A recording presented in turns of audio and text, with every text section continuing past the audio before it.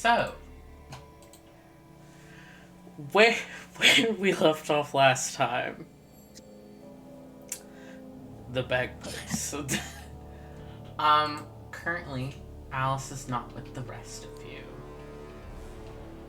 But hey, not to get into it too much, but the rest of you are standing scattered through the crowd of this attempted public execution. There is a body limp up on the stage. There is blood splattered, dripping off the side. You didn't watch an execution, really. It was more of something else, but we won't get into that. But the crowd is shocked into silence for a moment before cries of shock and confusion begin to rise up. Immediately, some of the soldiers are stepping forward to try and quell the confusion. For any of you who are still paying attention, the commander looks absolutely furious. And just moments ago, most of you heard Ya's soul beyond the crowd cry out for help, holding on to a collapsed yellow-skinned tiefling. What would you all like to do?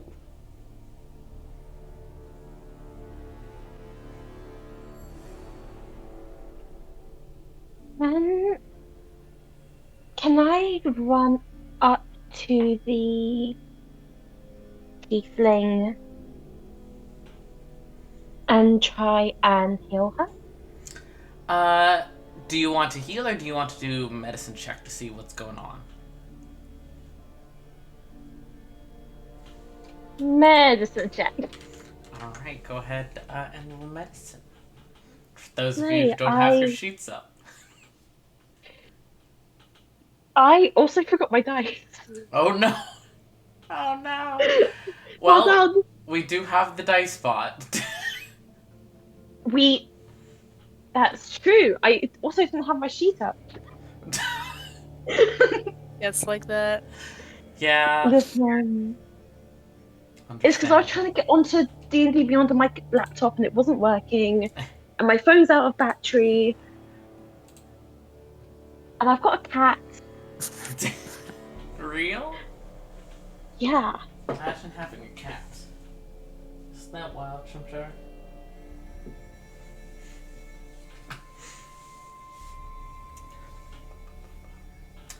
But while we wait on that, what are the rest of you doing? So what's the crowd's reaction to this, what Styx has done here?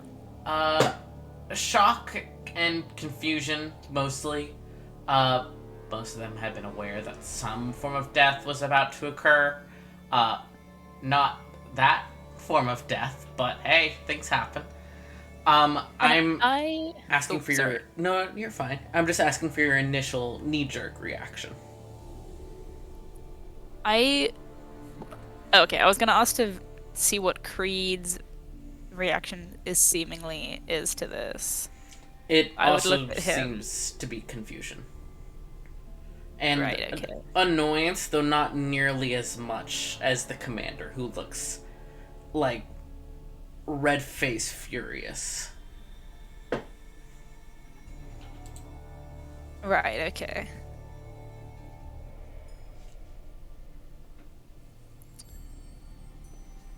I guess I'd make my way over, because we were split up in the crowd, right?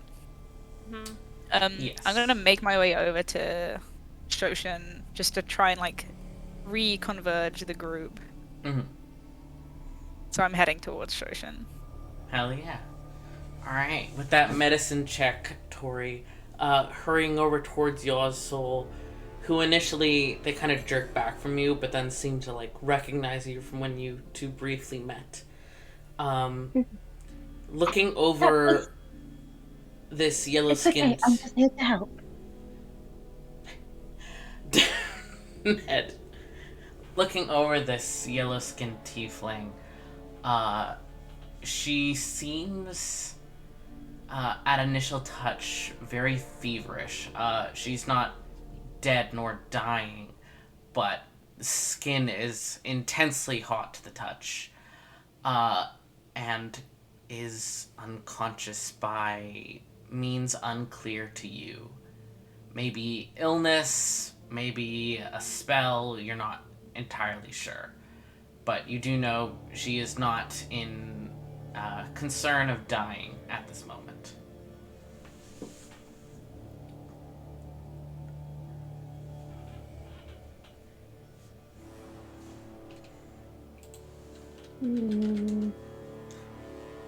Shushin, are you having any sort of reactions, or not really? I'm leaving the main view of the stage. I'm gonna, like, duck my head and try and get off to, like, an adjacent side street Mm-hmm. where it's, like, close enough that, like, my friends can find me, but not to where, like, someone standing on the stage would be able to just, like, look out and see me.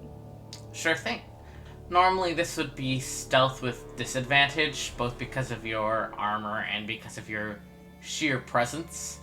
But what with the cover of the crowd, that would give you advantage, so that cancels each other's out. So just roll flat stealth. Oh man, got the big -1 to stealth. Let's get it. I believe. Mm-hmm. 6. 6. Yeah. You duck your head. You're trying to push between the crowd. You make it mostly through. Nemesis falls in step behind you, following after.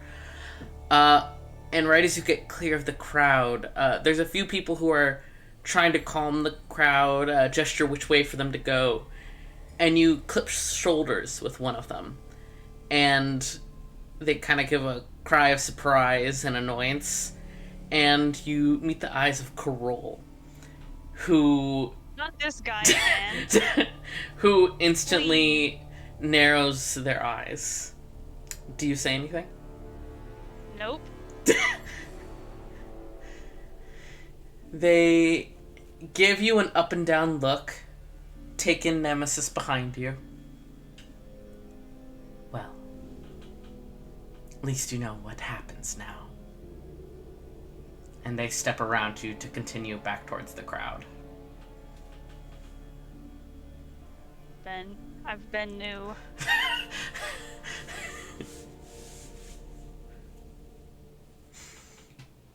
Great, fantastic. It only gets better. Alright. You stand foreboding in the mouth of an alleyway. Hopefully Carol didn't know what alleyway you went into. You can't be sure. But, as you're checking over this tiefling Tori, Yazul kind of grabs your hand. Are the others anywhere near here? We need to... we should get Stigmata out of here. I don't know what happened. Oh no. And you hear armored footsteps behind you too. And glance back to see a pair of conscription soldiers approaching.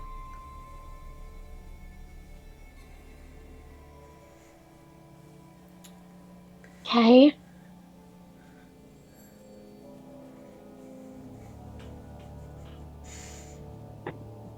Do you do or say anything, or just wait for them to approach? Yes, I'm double checking my spells. What a shame I can't take anyone with me on Misty Step. I'm pretty sure Coco is here as well right now.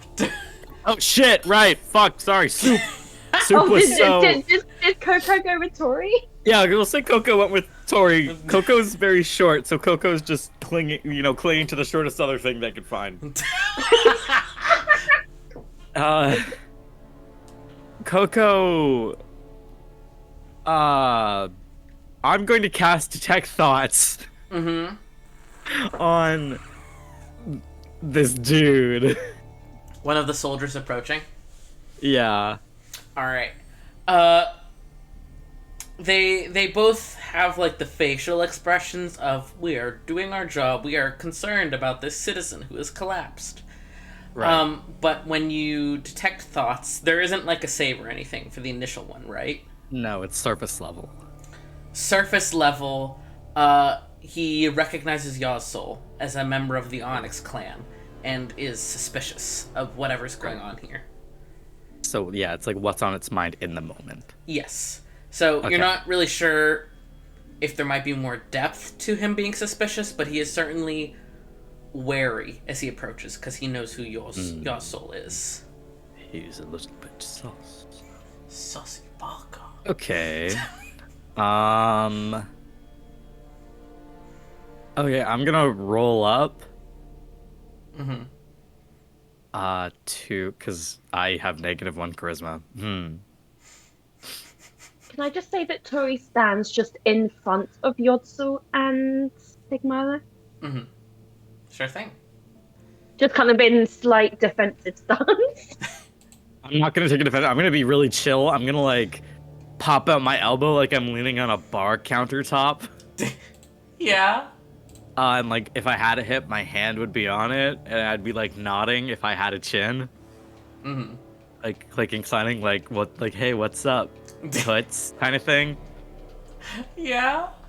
Yeah.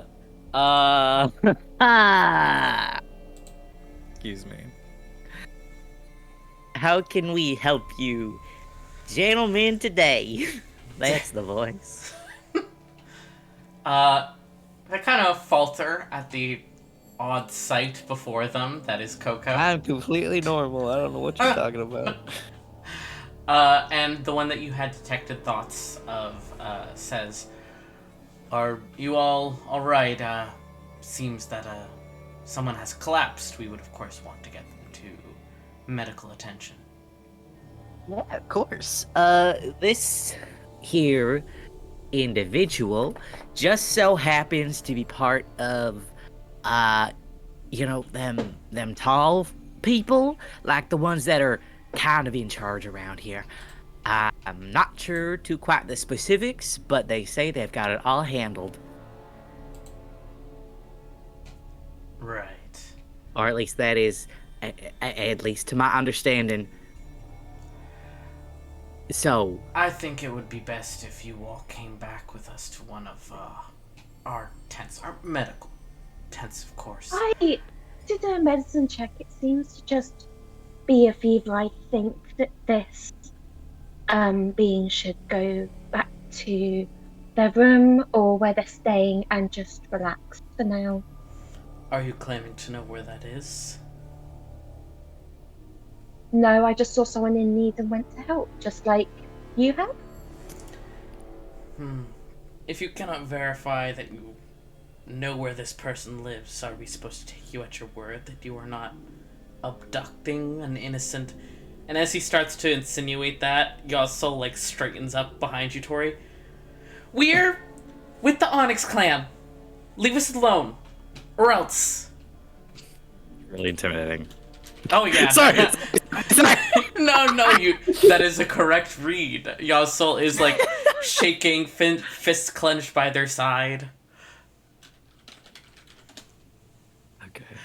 Oh, I can hear this. Oh yeah, totally. You guys are like hiding in a nearby alley, and I assume keeping a vague eye on your Okay. companions. Here's what I'm gonna do. Right. Mm-hmm. Oh. You do your thing first, because mine's a little bit of a last resort. Right. We're just hearing Yossel do this very scary, we're the Onyx clan thing. I will approach, looking as scary as possible. Can I roll intimidation? Yeah, totally. And kind of back him up, saying like, Either yeah, if Shoshin is going with you, That's what I was gonna say. I'll help. yeah, I'll say either you guys can individually roll intimidation, or one can give the other advantage. I'll so give I get you a plus advantage. 9. Thank you.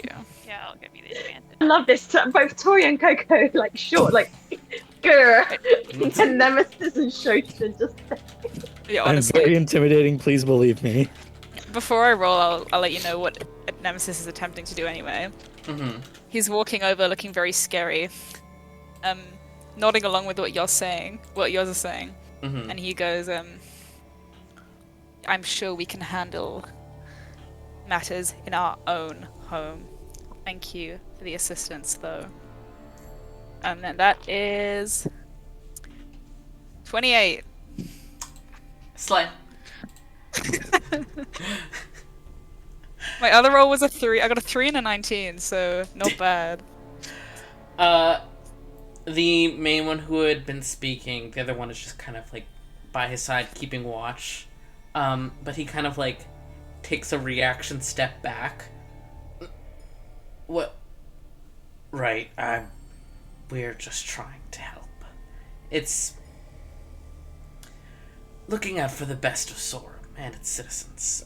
If everything is sorted here, though, I'm sure we can clear out. And he and the other soldiers start to like back off, clearly like, all right, this is above our pay grade. We're just gonna. Yeah. I'm gonna. Nemesis is gonna extend his hand forward, say much appreciated, offering a handshake that kind of means like fuck off now. Mm-hmm. Very firm handshake. His grip is firm. They had started to like step back, and the crowd is still like leaving this square. So there's like a stream of people that have kind of cleared this bubble around you all as they leave. And as these two soldiers are stepping away, someone emerges from the crowd behind them, reaching in between the two of them and taking your hand with a very, very firm handshake. Ruh-roh. Lovely to meet you. Oh, no. Creed Volkov, is there anything I can do to help? Wait, Creed steps forward for the handshake instead. Oh yeah, he like pushes the two soldiers aside. They like bounce off of him, and he shakes your hand. Okay, you guys want to get out of here? Like, Scoob, we gotta go! Okay. Cool, I'm I want to gonna. leave. Yeah. I am not being the one to let go of this handshake first. This is firm. I'm looking him straight in the eye. Straight in the fucking eye. Your dick is huge, your dick is huge. I'll even like pull his hand in a little for like to make the handshake closer to me, you know? Oh, me next. Right? Mm-hmm. And I'll go, Cheese? to what do I owe the pleasure? Welcome to Sorum. I've been in Sorum for quite a while. I have an agreement with your patriarch. You must be the prodigal son. Mercutio, was it? Not to you. I apologize. What might I address you as then? You need not address me. Hey, yo. Oh my god. Is anyone like looking about right now, or just kind of only focused on this Creed guy? I misty step away. I just leave. Justin's like, I'm out. Misty step. Are you actually gonna do that? He already totally knows you're there, but you can if you Oh, want. never mind then. He is only I'm looking watching at around. Nemesis, but I'm keeping my eyes like on everybody else because I don't want anyone to get shanghaied. Slay, roll perception. I have dice. Get it? I Get would it? say Oh. Tori is also probably definitely keeping an eye on Nemesis and Creed, but also kind of looking back towards like Yodsel, Stigmala, and then what else is happening out there as well. Go off. I rolled a 7, so 18. Slay. You can also roll perception if you want, Tori, but the 18 does pass. But Coco, you're on the smaller side. Yeah. So you wouldn't really be able to tell somebody pushing through the crowd, but you're good with sounds. You're good especially with the sound of metal, and you hear armored footsteps that you actually recognize as Ta, who had briefly guided you guys around and had initially led this charge into the city to look for Styx. And you can see through like the feet passing by that he is hurrying in your guys' direction. He's not there yet, but he is trying to get to you all. Okay. Does he look like he's about to start some shit? Oh yeah. Oh yeah. Uh-oh. This might be a bit extreme. But I do think it'd be funny. So I'm gonna do it. It would. Also, on. this But is a break. also- I can do what I want. I'm gonna tug on Nemesis's like Yeah. shirt a little bit to like pull him back Mm-hmm. a little. Yeah. And yeah. Could you just let go of that real quick? Yeah, I will do. Okay. I'm keeping eye contact with Creed, but I am listening. Yeah, sir. I think there's someone coming over who can explain away this entire situation, and I'll gesture over to Ta. Mm-hmm. Does he look? His gaze flickers for a moment, yeah. Okay, I'm gonna use cast polymorph, Yeah. Oh god. and I'm gonna turn into a brontosaurus. Hold on a Well, second it's here. wild shape. This is a big commotion, big disruption. I'm gargantuan. I will warn you, you're gonna like squish people in the crowd for sure, and all your friends will Like, have to kill them make dead? dexterity checks. Probably. You're a What if I'm like a very multi-ton- small brontosaurus? I just listened to Matt Mercer say brontosaurus. I want to turn into a brontosaurus. If Brontosaurus is gargantuan, Okay, here. Compromise Uh-huh. a ceratops, a ceratops, which is huge. Let me look at this motherfucker. Let's see. How capable are they of squishing people? Well, I trample things. I gore things. I stomp. Yeah, you trample things. You are most certainly going to injure people in the crowd, and your Man. companions are gonna have to make dex saving throws. This is I so think it's rough. funny. I think you should do it. Hey guys. I have Dex. Send it. Okay, it'll Send be it. funny. Trust me. If I don't you wanna use is push real, this send video. it. Whoa. I'm just asking out of character. What kind of power play is this? I'm trying to cause disruption so you guys can run. Oh, that's kind of based, actually. So we're going. Let me ceratops. also just like turn into a bear or something. Yeah. Yippee! This Uh, D&D session's great. I'm gonna turn into. Actually, I'm gonna turn into a ceradon. Mm-hmm. Yeah, I'm gonna polymorph into a ceradon. What is a Ceradon? How do you It's spell like a it? weird. It's Serodon. Oh, I spelled that very wrong, actually.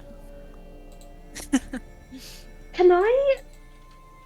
I'm kind of looking around at everyone and already getting vibes from Shoshin. Can I insight check Shoshin?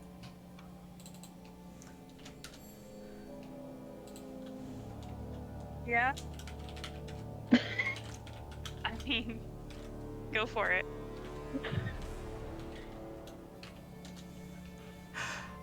I mean, it's not. No, it wasn't great. Oh, didn't mean to click it again. 11.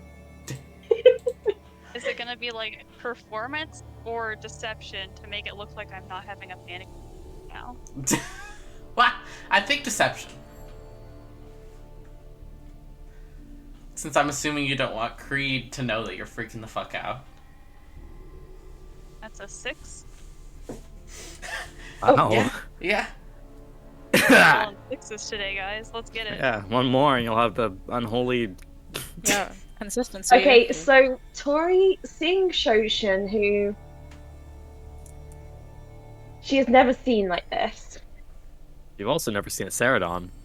I've also never seen a Ceradon, but as Coco turns into a Ceradon, I would like to turn into. Let me just double check that I can actually turn into that at this CR. I actually forget. It's like it doesn't wild shape anymore.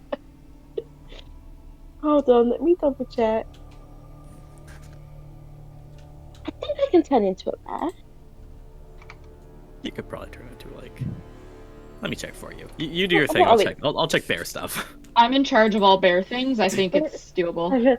Yeah, I think because I get I don't know One how to half. tell you, Savior, but as far as I can tell, Ceradon is not a dinosaur. It's not. That's not okay. Never mind. I'm going. It's gonna be a ceratops. It's a Magic the Gathering monster. from what Why does the from fuck what does I it can say it's a tell. beast? I You know these kids and their Magic the Gathering. don't know. Do your thing. I'm looking for bear. I'm looking. This is just giving me bear, not wild Here, shape. I have Yeah. bear for you. I have bear for you. You have bear for me? I have bear for you.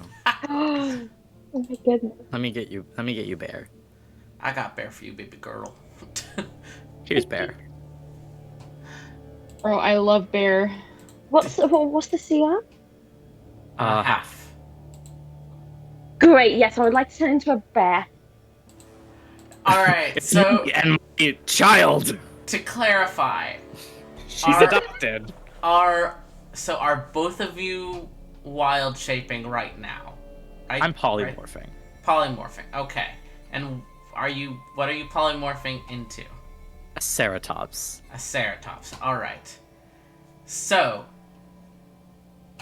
and I know that Tori's wild shaping into a bear. So, Yeah, because Tori is so small, she has to wild shape to make herself look bigger, to look more intimidating, and also to try and almost put some space in between. Like, she's not necessarily wild shaping to say, I'm going to fight you.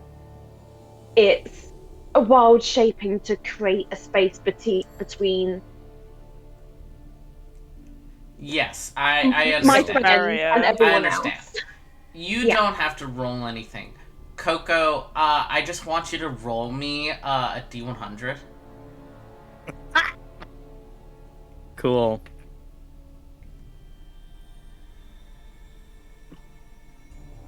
Uh, 77. Okay. And I need everyone else, including Tori, to roll dex saves. Alice doesn't have to, because Alice isn't here. What? Yeah. You will get a +2. Thank Best I you. can offer Get you. it. Oh, sorry. I was just um uh um True. do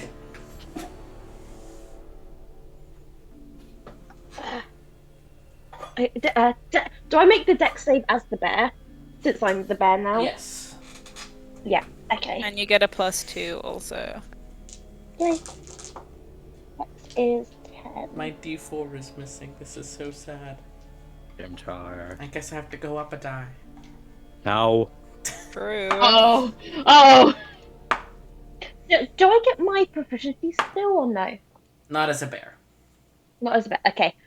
Double checking. Mm-hmm. Silly. 13. All right.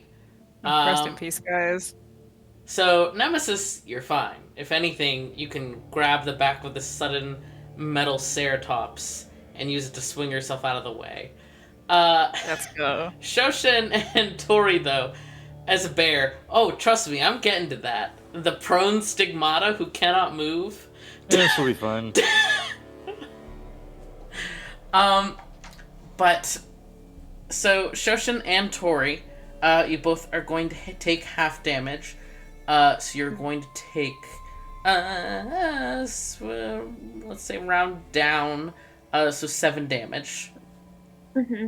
Because of the way we were standing, wouldn't Tori kind of maybe be in between Stigmata and Coco? Yeah. But Coco is massive right now. Yeah. Huge. I'm not massive, I'm huge. Yeah. I take up a 10 by 10. Yeah. You've gone from little box to a big. I've gone from 5 by 5 to 15 by 15, actually. Yeah, I was gonna say, huge is bigger than 10 by 10. I'm very large, watch out, Creed. I got a big health pool and you have to deal with it. So as the rest of you are trying to dodge out of the way, there is a large crowd. There is a noticeable amount of crunches and quiet Hey, listen. screams ending. Yazsul successfully ducks out of the way. Savior, do you have Stigmata Yeah. Sheet? Yeah. Alright. So I'm She gonna... just gets fucking break dances in her sleep. So... this is more as a luck check rather than anything.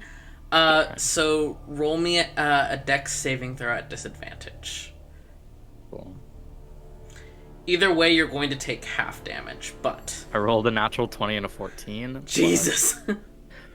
So 19. Alright, so half damage, just mark off 7 for Stigmata. Sure.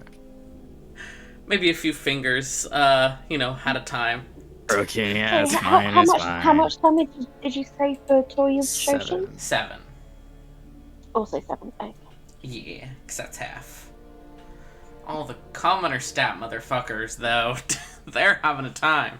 That's fine. Oh wait, I don't take that damage. The bear does. Yeah. Yeah. No, that's bad. I'm The sorry. damage, sorry. Take the damage. Take it. Creed succeeds, so he's all good. Ow. But as you are a sudden huge form in this crowd, other screams have only increased in their intensity, and soldiers and knights alike are paying very close attention to you. Dude, I'm just a little robot. I don't know. You are not little. I'm just a little robot. Are you? What are you doing? You standing there, or you and I'm Tori gonna throw shuffle. down? I'm gonna do like a like how like people walk in the snow kind of like when it's really deep they kind of shuffle so they don't Yeah. Yeah, I'm gonna do that so I don't maybe step on any more people. Just the ones you already did. Yeah, exactly. So I'm not like any ones that I stepped on I'm gonna like gently as a Ceratops can. Mm-hmm. Kind of like gingerly pick up my feet and be like, oopsie. Did Again, I I'm do a little that? robot. You can't listen. Yeah. You only live once. We haven't killed anybody lately. That's me. That's me. I just want to look towards. I'm gonna do a little shuffle towards Creed. Can I? Not intimidating. Towards Creed. Yeah, not intimidating. Just kind of like how you like put your arm out in front of a kid to like push them back from the edge. I'm trying to like just like back up, buddy. I just killed people for this. Do you know what's really funny? I was gonna do that with Nemesis with my bear paw. Real. I was gonna just like very gently like look at Nemesis as a bear. It's just a druid just- thing. Just carefully push Nemesis back away and like physically try and get between Creed and Nemesis because I'm guessing since Nemesis and Creed both say that they're still very close together. Mm-hmm. Because they were Coco like- did make space because Coco had stepped up to Creed. Yeah. So big robot I'm Coco is currently in the way. I'm getting underneath big Coco robot's legs and taking a stance underneath. I'm standing wide. Yeah. All right. So as you two are doing this, Shoshin and Nemesis, you are there. Yazsol is trying to pull Stigmata up off the ground, but Yazsol is a sorcerer. Is not made for strength, especially not carrying someone a distance. What would you two like to do? You can't currently see Creed. Your buds are massive now. Can I try? I don't know if this is a thing. Sorry, because I don't cast much. Mm-hmm. Can I try and cast a spell stealthily so it doesn't look like I've cast it? So that will depend on what the components of the spell are. When you The look at a components spell, are. yeah, it'll say Scrap like material. somatic or material, things like that. It's VM. DSM. I have That's my VM. type too, baby. So the V does mean it's verbal, so you do have to say it out loud. Fuck. I will, however, let you roll a stealth check, to see if you can disguise you whispering the spell. Yeah, like everybody's screaming and stuff. Yeah. But yeah, everybody's basically. I'm gauging that the plan here is for us to all just run away. Mhm. So I'm attempting to cast. What is Creed wearing right now? He's not wearing full paladin armor right now. Is there anything on his head? His horns? Excellent. I'm gonna do the Nemesis special. A Mhm. knife. Cast Oh, the and Nemesis cast special. darkness on one of his horns, so that he cannot see anymore. What Let does me roll it, stealth. Does it specify you can't cast it on a person or something? you can cast it on objects, and then the sphere will move with the object. So I can cast it on like a specific. You know, when I did it on like the mage's glasses, I'm kind of just going for that again. I would say the somebody's like biological horn doesn't technically count as an object. However, you know, he's wearing a shirt. He's got like a necklace. There's lots of things you could attach it to. Okay, I'll go for the. And he got like a nipple piercing. He does. Has he got? You don't know. Is he wearing layers right now? Yeah. He's got like an undershirt. Can I see it? Are they poking out? Yeah, sure. You can put it on his undershirt. Keep in mind he can't see what it is attached to, so go off. You can attach it to whatever you like. Attach it to like his. Well, I just shirt. want it to be close enough to his face, but then again, it's quite a big sphere. It's a 15 It is quite a big radius. sphere. Oh my god, it does not matter. It's 15 feet. Yeah. Okay, I'm putting that shit on his fucking t-shirt. Let me roll stealth. Oi. Let me roll luck. Hold on. that was a 6, baby. Oh boy. I'm gonna use luck. Go off. Rogue moment. Okay, that's better. It's a 24. Slight. Cast darkness on his shirt. Yeah. Check. Oop, that's the wrong button. Sweet. So you cast that plenty stealthily. He doesn't know what it's attached to. He doesn't know it was you. None of that. Ned, I'm just gonna start legging it. Ned, you can't sniff me out this quick. You can't sniff me out this quick, Ned. But, you cast it, and are you licking it alone? No, I'm grabbing people's arms and shit. I'm grabbing Shoshin's arm. I'm grabbing Yozol's arm. I guess not the bear and the dinosaur, but yeah, sure they've got I'm it covered. technically 15 feet across, so if they're behind me, they're outside the radius. Slay. I mean, I'm in it. Yeah, your head but... is now enshrouded in darkness. This is like sticking out. Like just my butt. Like it's all tail. Yeah. All right, so you're grabbing Yaz and Shoshin. Shoshin. Stigmata. Slay. Because one of us has strength here. I think it'd be funny if you just left Just her on one. the cobblestone. I'm not leaving her on the ground to die. All right, so you, between the two of you, grab Stigmata and Yasol and start to clear out. Nemesis, by now, you can see Ta has shouldered his way through the crowd. He meets your eyes. He's going in. He gives you a nod. He's ready to move towards Creed. Do you indicate anything to him, or do you stay on it? Wait, come again? Sorry. Ta has pushed his way through the crowd. He meets your eyes, sees that you have Yasol and Stigmata, and gives you a nod. And then he turns. He's going to continue on to Creed. Is there anything you would like to do in this moment?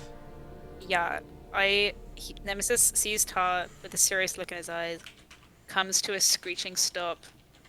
Very briefly, he's like panting because I've been running.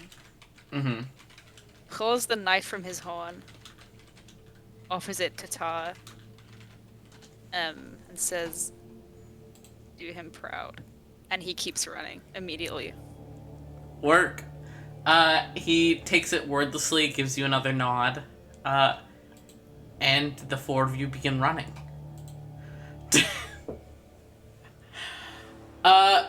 Coco and Tori.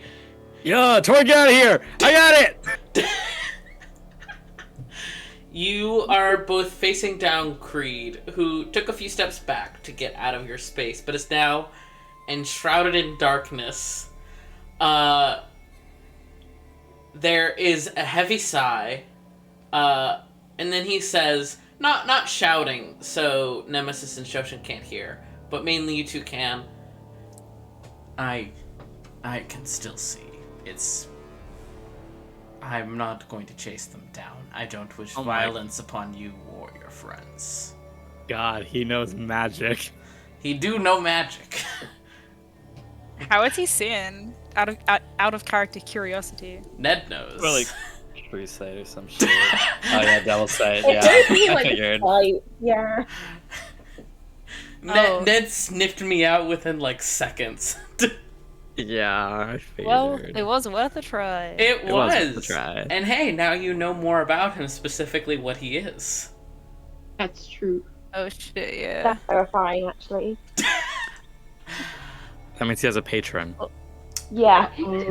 So I'm Like scared a about it. Desico. You That know, he I'm gonna hunts. justify the darkness by saying that no one can see him, like give orders and shit. You know what I mean? Yeah. He's encapsulated. You know? Yeah, King, don't worry. It was a very useful move. It confirms was. for you a lot of things. Oh, that's very true, Like he's a actually. hypocrite. Listen, you don't know his full teachings. Shoshin knows things. I haven't hasn't heard his said certain doctrine. Things. But he faces the two of you down. You can't see his facial expressions or anything. But he says again, I don't wish violence upon your companions or yourself. I was hoping to request that I could come along with all of you to return back to the manor, as I wish to have a proper conversation with the patriarch about the depth of what happened here. But if this is how it's preferred to be handled, I suppose I will find other people to civilly discuss with. And that's when Ta comes in. Oh, cool. You both can kind of hear, the armored boots approach and kind of stop and hear Ta's voice. Just quietly say, what the fuck? Because he just sees an orb of darkness. Oh yeah. Tori will turn back into herself. Mhm. This was the 4th level spell slot. I'm not letting go of this. No, Go off. Yeah, I took Coco, lies for you this. stay there. Coco, you stay there. Yeah.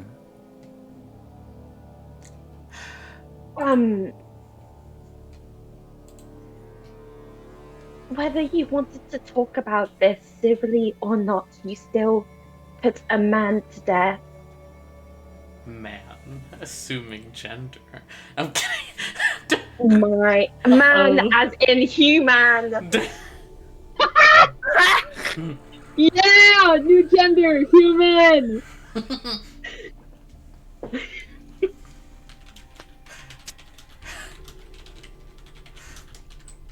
Sorry, I have to make the joke. Of course, you threatened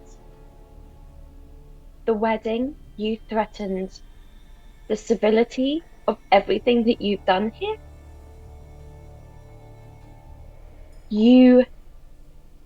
This is just a warning. You should go. And yet, something tells me you're not the one to make decisions on behalf of the clan. How are you? Do you deign to speak for a whole group of people that you have next to no connection to? Do you think they take I am not kindly talking. to speaking I'm for not them? talking on behalf of the Onyx clan. I am talking on behalf of Nemesis and my friends. This is not a matter that concerns any of you.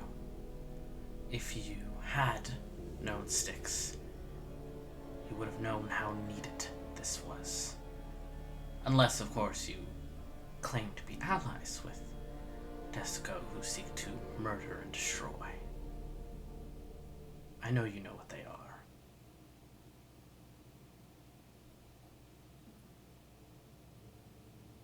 Everyone, most people know something about what Desicos are.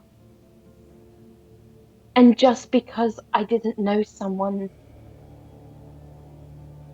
doesn't mean that you can just take someone's life like that. And you've never killed.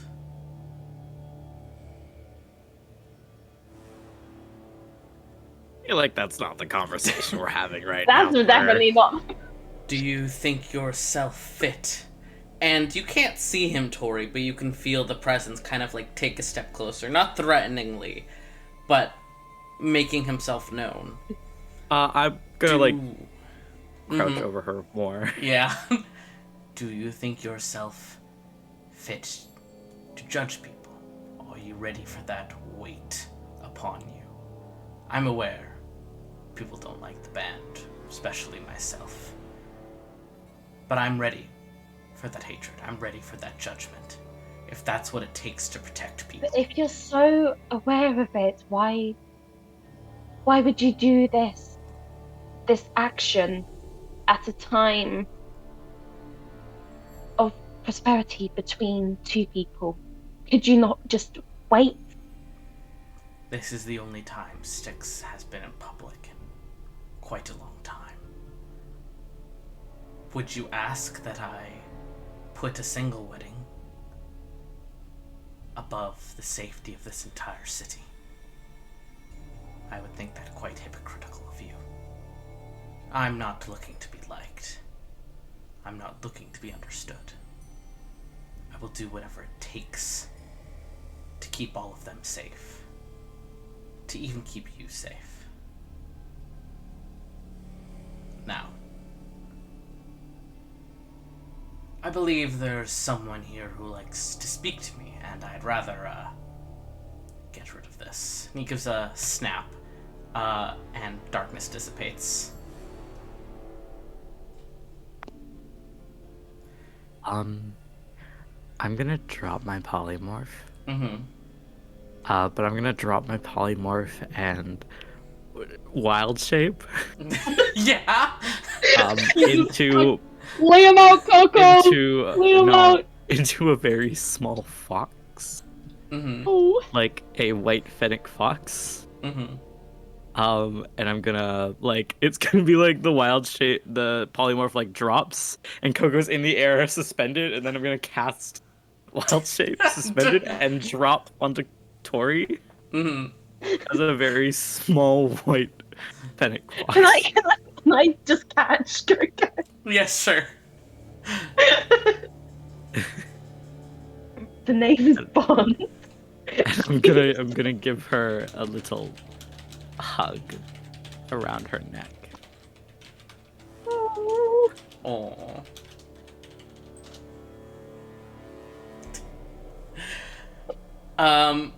He glances at the two of you briefly just to confirm it's who he thought it was. And then he looks just past you to Ta, who had kind of faltered at, the orb of darkness, unsure what to do. But as soon as he sees Creed again, he tenses up. He's clutching a familiar knife to the both of you. And says, frankly, I don't give a shit about what kind of judge you think you are. What I think is you just killed my friend. And I don't look at all kindly on that. And at this point, I don't give a shit what grandfather says. Get out before I slit your fucking throat. Ooh, top. Ooh. Me next. Can I?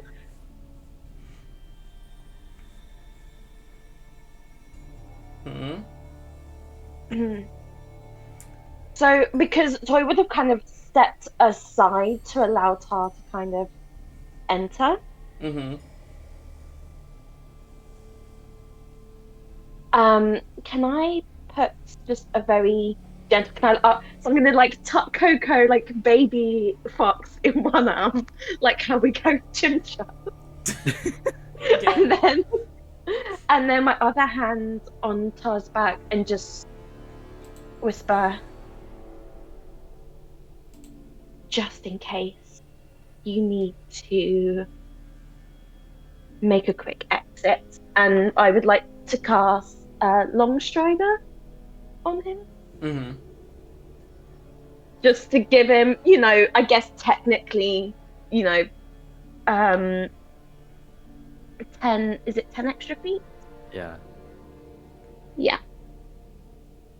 All right. Yeah, his speed increases by 10 feet. So technically, if he needs to get out, because Tori's not one to talk it down because it's not her prerogative to be like, oh, don't fight him. Mm.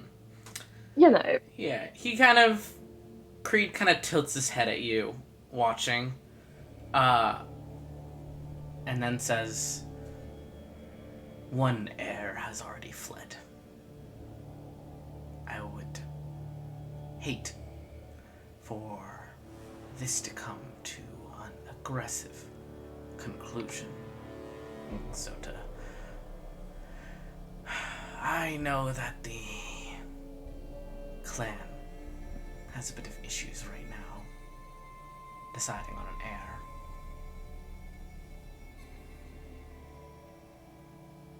You two." And he looks at Tori and Fennec Fox, Coco. Just like sit up a little. Why don't you clear it out? I think it's time for politics talk. Unless the boy wants to try. And he glances at Ta and kind of like holds his arms open as if like inviting the violence. But Ta does not move. Still kind of unsure. Yeah, I'll kind of tug on Tori's hair a little bit. Like the reins of a yeah. horse. Go to step out.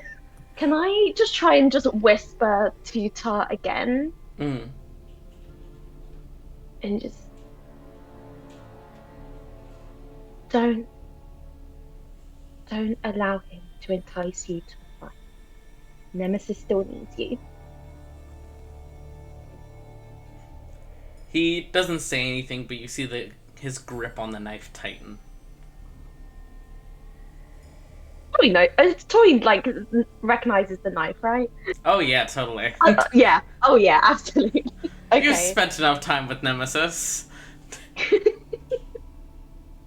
Okay, yeah, Tori will just pat his arm one more time, gives it a little squeeze, and walks up the alley. Alright.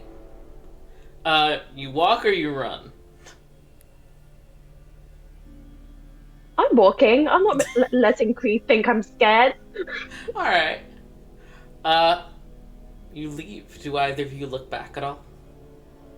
I'll look over Tori's shoulder. You watch them seemingly stand in silence for a bit, and then Ta seems to come to a decision. As he rushes at Creed. You watch the two of them grapple for a moment, but Creed throws him to the ground and you see the knife clatter.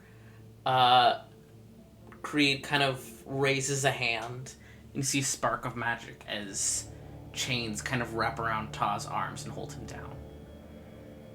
Creed does not make any further violent move. He looks directly at you, Coco, and holds your gaze as you kind of lose sight of him through the crowd.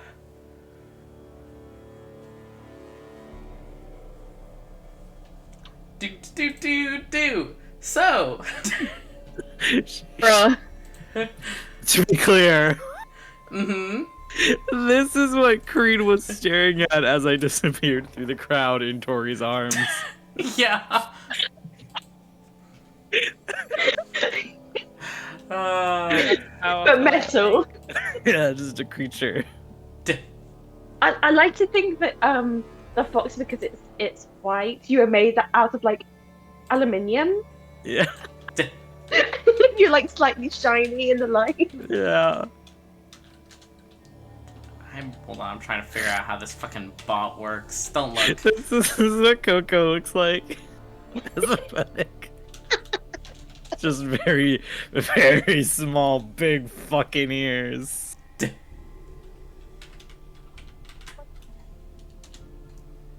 Bro, Just a bat. I'm so Yeah, it's confused just a bat, really. how this works. Okay, slash. This is. I'm gonna look for a better bot later, but we shall see.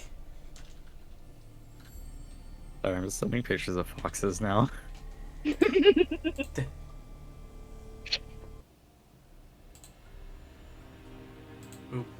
Alright, there we go. That's a fucking pain. I'll find a better bot later. But... I love Fennec Fox Coco. Beloved. Yeah. Back at the manor. Alice.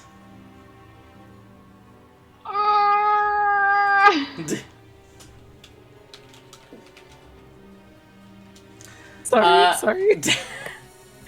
You've been back for a little bit, over an hour at this point. You've been working on something. Maybe by now you've even sent it off. Maybe you're milling about in the courtyard, thinking, pacing, maybe you're in your room. But you start to hear footsteps of people hurrying.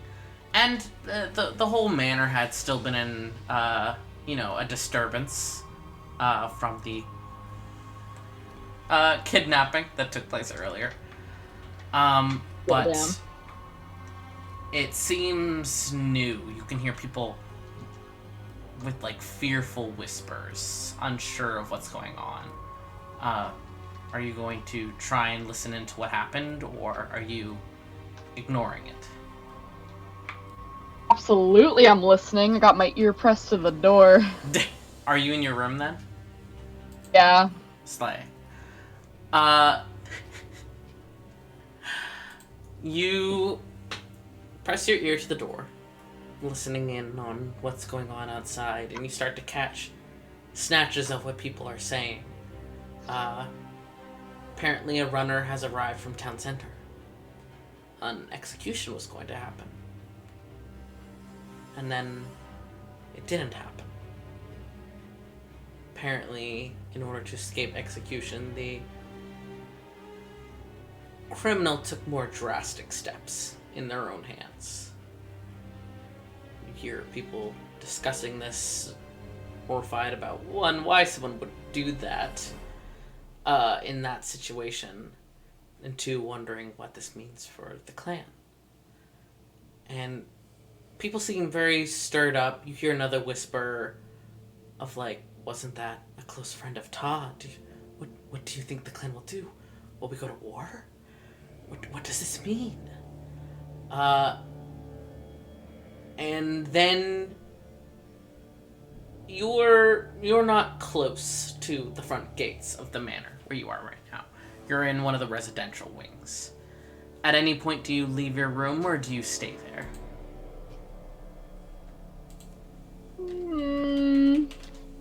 I'm scared. But, yeah, Alice would probably leave. She'd, like, open the door and kind of, like, look both ways. Like, I go to the fridge.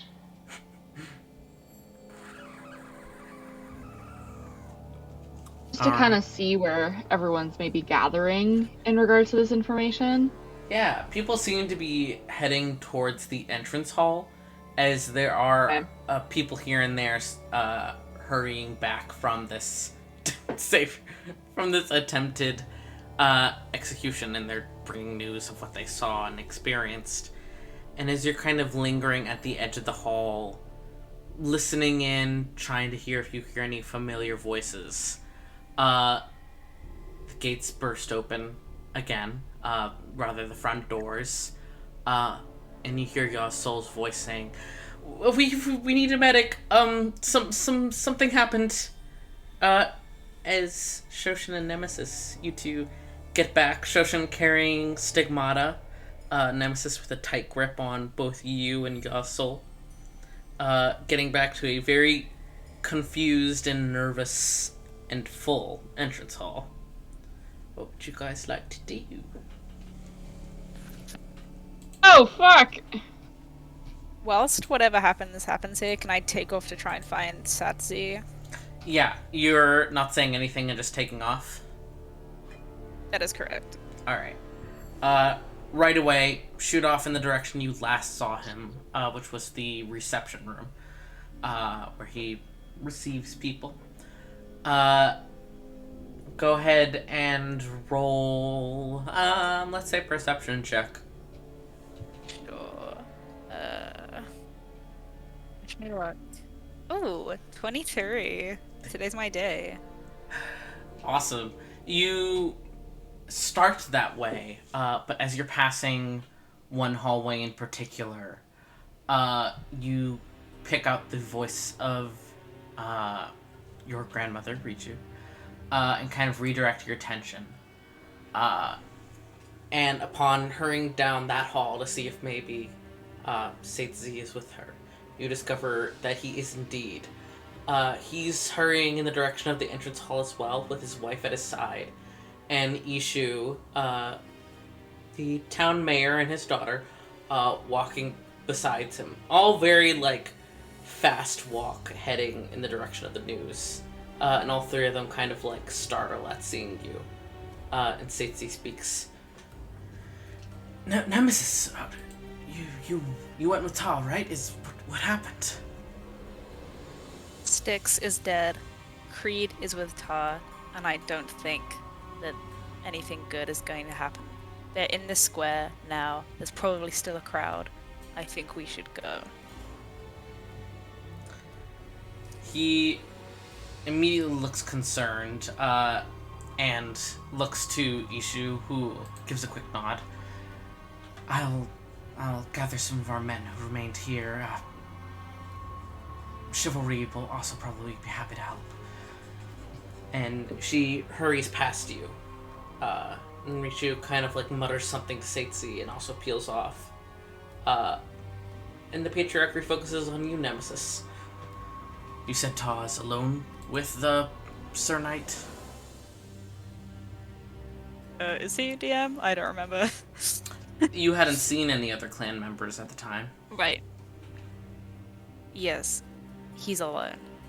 He looked like he was going in for a fight. I don't know how strong Creed is. He is alone, I think. Fuck.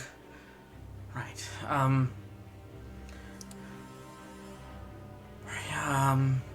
Alright, we need to... Ishu will be trying to retrieve Ta as quickly as possible so that we can reconvene. Figure out the best case of action. If Styx is already dead, there's not much we can do on that front. Sadly, we don't have that kind of magic. You and your companions, are you all alright? Yeah, we're all fine. There was a young lady there, I think Stigmata, who we're looking for some medical help for right now. She's just unconscious. She's not passed. Oh boy. Who is she? Stigmata's chivalry's daughter. Your soon-to-be cousin.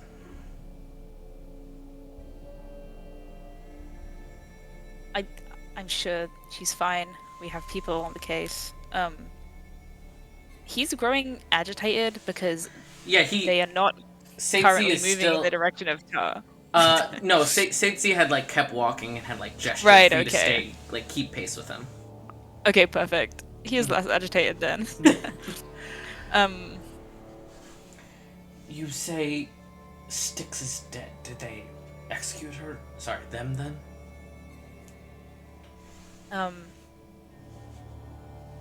They certainly attempted to.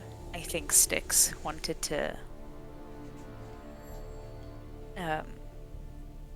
have the final say.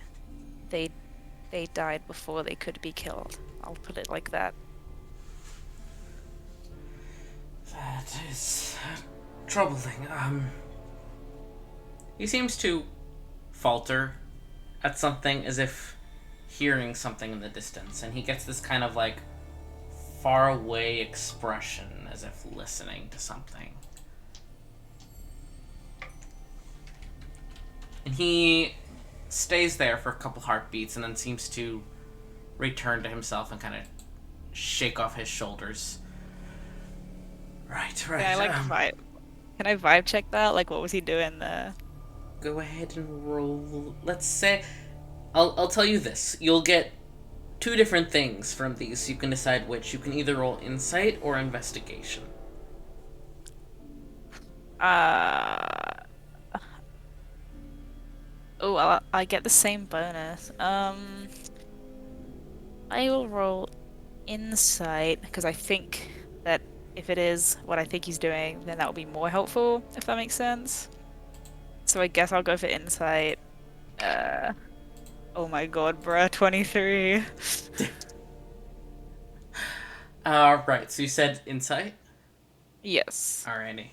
So, taking a close look at the patriarch in this moment, trying to, determine what it is he's feeling or thinking in this moment, it seems like I said, he's listening to something, but it's not a sound. Maybe a memory. Maybe, who knows? You've heard of spells that can speak into someone's mind. Maybe he received such a message. But something about it, the way his expression kind of like goes like a bitter blankness for a moment, as if receiving horrible news. You've never seen that expression on him before, and there's something about it that immediately makes like the hairs on the back of your neck prickle. Something about whatever just happened there wasn't right. Maybe not wrong necessarily, but it certainly wasn't normal. And then he seems to shake it off, and he's back to himself, and seems just as you've always known him to be. Can I do a fucking... I don't remember what the roll was we were doing for this, but do like a ghost check or whatever it is. Spirits. Are there spirits around here? Let's say Arcana. Sure. Vibe check. 17. Alright. As this realization comes to you at the tail end of him shaking off whatever it is he's just experienced and continuing his purposeful walk, kind of narrow your eyes, trying to search out some of the things you recognize, the sensations, and you swear for just a moment you see a faint mist of a hand pull away from his shoulder as he continues onwards.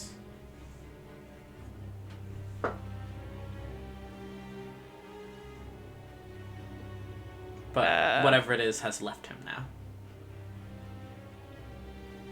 Is it just like a faint mist? Did it have a specific color about it? Or was it just really just like It was ghostly kind of outline deal? just kind of like a shift of the light, letting you see the specks in the air kind of deal, you know? Right, yeah. I'll probably ask him about it later. I'll keep it in the back of my mind. Mm-hmm. And I guess keep pace with him. Yeah. As you two hurry back in the direction of the entrance hall, Shoshin and Alice, what are you two doing?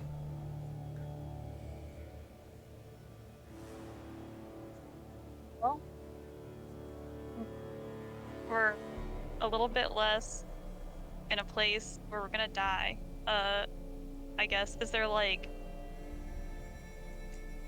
I don't know if this would be this kind of house. Like, you know, like when you go to like your grandma's house or something, and they Mhm. have like a bench that's like the wicker bench with like the cushion on it and all that kind of thing. Yeah.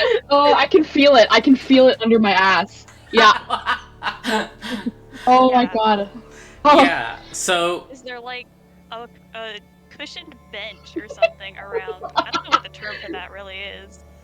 A couch?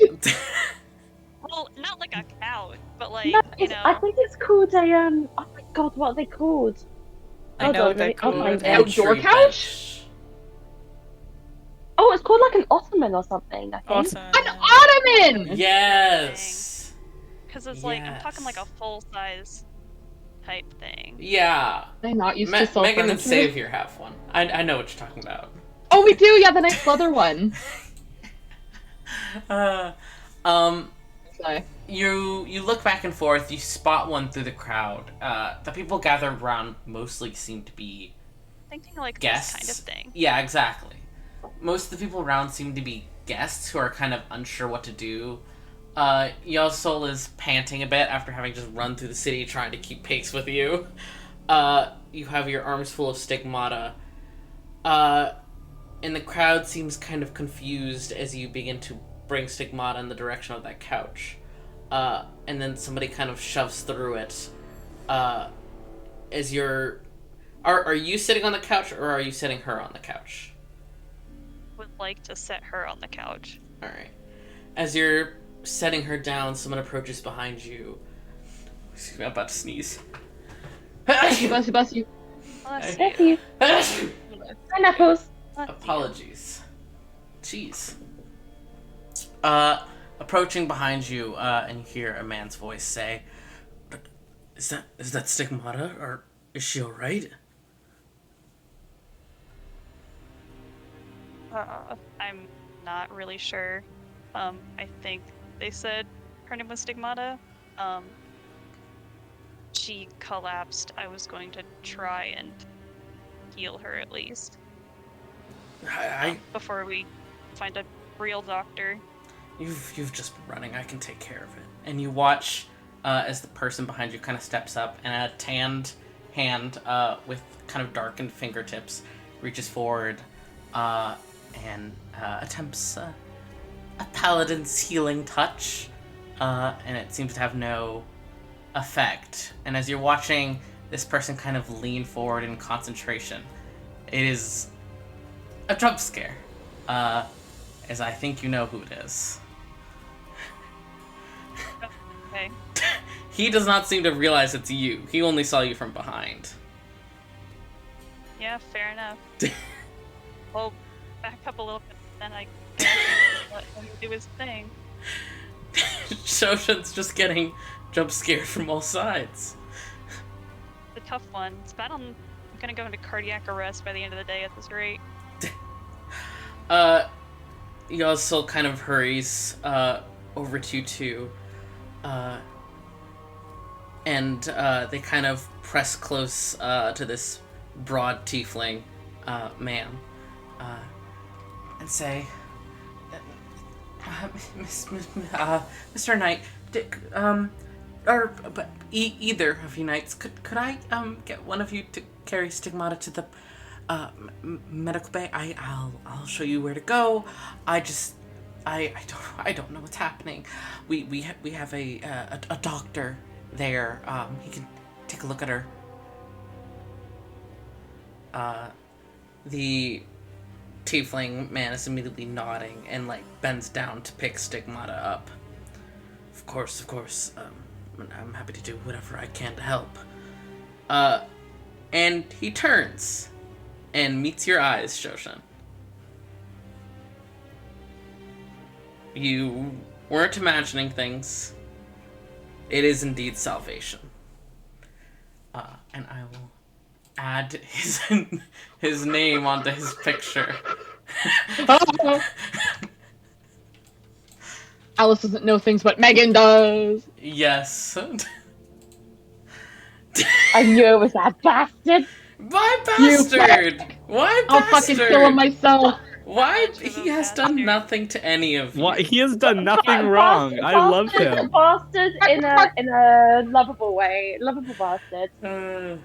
Like me. Nemesis. Briefly, can I just request Megan to not spoil things that you might know? Oh, absolutely not. Yes. Don't worry. I If appreciate anything, I've you. forgotten most of it. I kiss your forehead. But he kind of holds your gaze for a moment, looking confused, and you can kind of see the light of recognition. Shoshan, I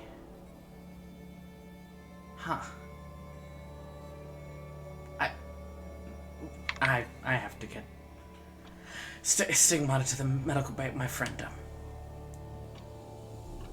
Right, maybe we can catch up later. I have to go.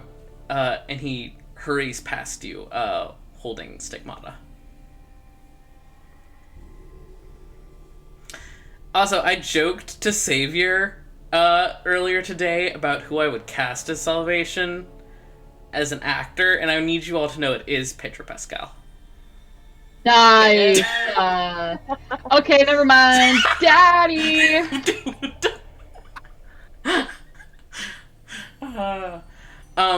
But do you follow at all, Shoshin, or do you remain here in the hall? Well, You do see Alice at the edge of the crowd, kind of taking in what's happening. I'm gonna go stand Just by Alice. listening. And Yeah, when help I- associate. Yeah, can I get a vibe check off of Shoshin? Like, do you think I'd be able to, like, make guess?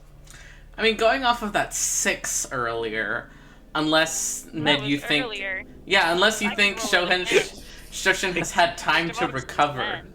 10. Go ahead No, and roll again with it's disadvantage. Because now you have all of What that. was this again? Deception? Yeah, disadvantage. You haven't I really rolled had an a 11 both times, so 13. fair. You haven't really had a chance to much compose yourself. Alice, you can go ahead and roll insight. Slay. Well, that's a 22. You got me there. Then yeah, Ned explain to us what Alice might feel about you or sense. You, the vibes. What are your vibes, King? She looks very shaken, just after everything, and it's just kind of looks very tired, and it's just like, I'm running purely on adrenaline right now. It's a big fight or flight, like, crap animal type Ooh. aura. Mm-hmm. And one last question about this.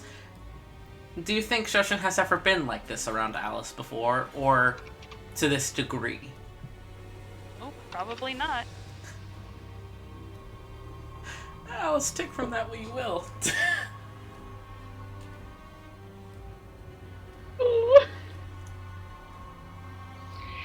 Alice, having this gut feeling, will probably, like, see Shoshin kind of coming towards her.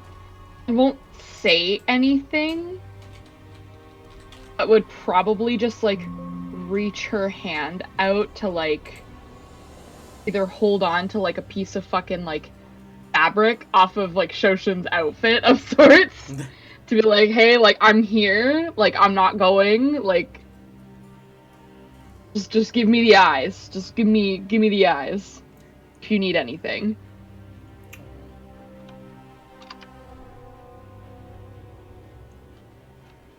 She, like, gently puts her other hand on top of Alice's where it's holding on to her.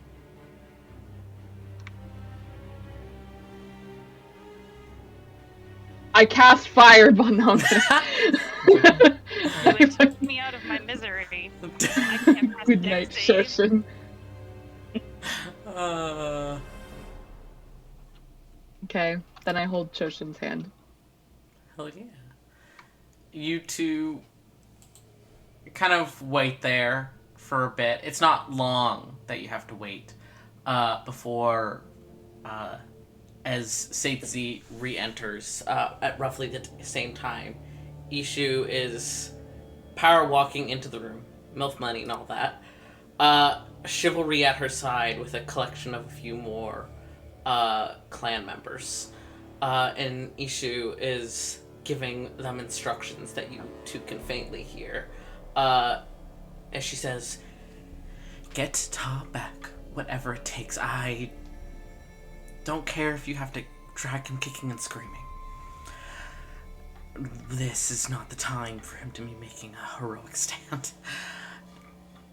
And the clan members are nodding, but Chivalry in particular, like, takes her fiance's hand and holds it very tightly with both of hers, and says,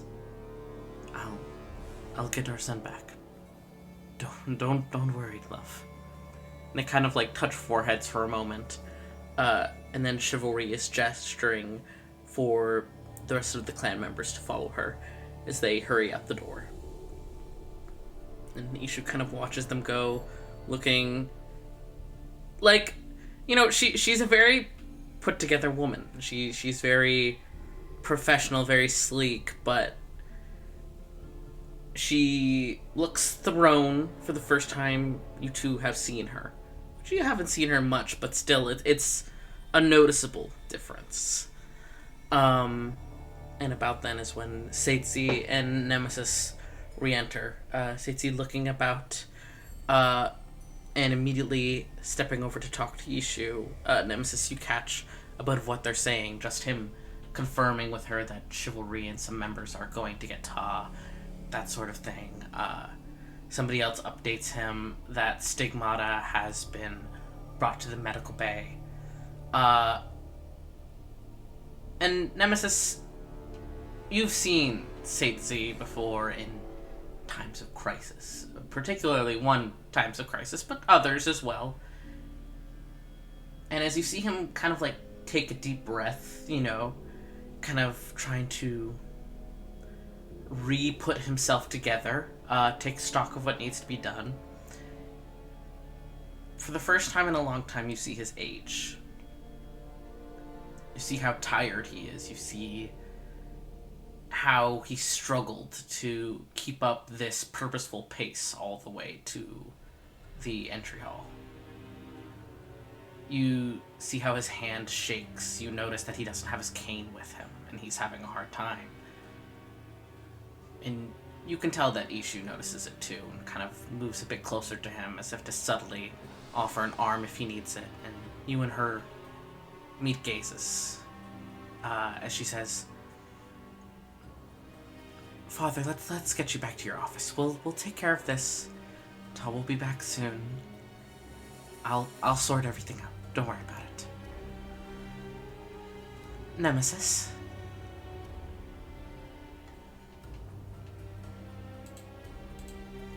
Yes. She kind of considers for a moment, and then says, "Just a moment, Father." And she kind of gestures for you to step to the side with her. Yeah, I'll step aside. I need you to do something for me. He nods. I need you and your friends. And as she's saying this, that's about when Tori and Little Fennec Fox Coco return, having passed Chivalry and the other clan members on their way out. So I assume you two are reconvening with Shoshin and Alice. Yeah. Ishu is quiet for a moment, watching the rest of your companions all convene, whispering to each other, presumably. And she continues, "I need you to do this for me. And Theo, dear." She kind of subtly takes your hand at her side and squeezes it with a tightness you only felt when Shetlu died. Maybe even when Atsu died before that. I need you to figure out how the hell they got in here. The teleportation should not have been possible. That can never happen again. And I need you to do whatever it takes to ensure that. And Nemesis, I know you know what I mean. Whatever it takes. I put this trust in you. Don't report this to Grandfather. I need to be sure this can't happen again. She squeezes you so tightly.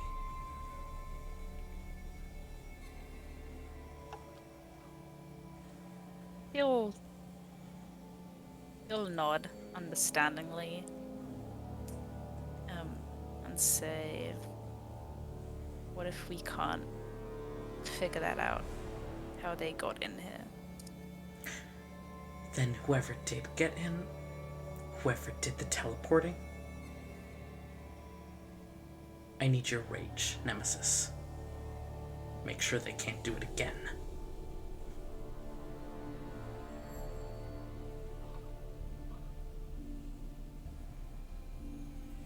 He'll nod seriously, understandingly,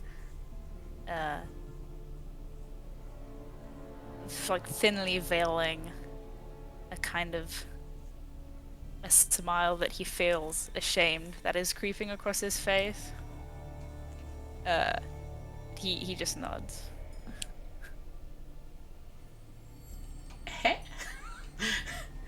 With that, Oh, me next. she gives your hand one last tight squeeze, in that way that you can feel like your knuckles almost shift against each other. And then she lets go and turns to Satsi, who, even at a quick glance, you can see is trying to disguise how he's attempting to take deep breaths, trying to hold himself up straight. She steps over to him, leans in close, and begins to lead him out of the room, as the guests are being dispersed by a couple of the servants. What would you all like to do?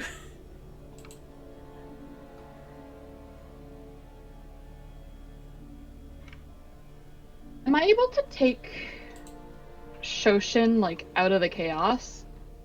Totally. I just want to, like, casually just start walking in a direction. Like, do, nothing to see here. Totally. Are you We're also just taking a walk. Are you trying to hide from the rest of the party as well, or more just strangers? Not wanting to hide from the party, it's just more so like I just want to get Shoshin out of there. Yeah. Totally. I got bad news. Gotta roll like shit on a stealth roll. Can Okay. can I concentrate? I don't think you need that. No one is following you guys or watching. But, you can if you want, or you can save your spell slots. I don't know if they might be needed for things. It would be crazy. You might need it. I would just stay stroking the fox in my arm. Slay. Shoshin, are you okay? Yeah, I'm fine. As Alice is tugging you away. Literally. Knowing look. It's going to give you a knowing look. I'm kidnapping her. Oh my god. I didn't expect this from you. Yeah, you guys find a Gotcha. quiet corner.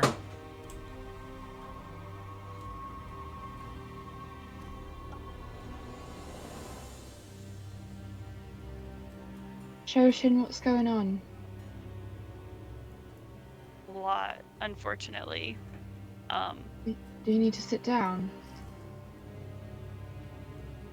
It's gonna be the same issues whether or not I'm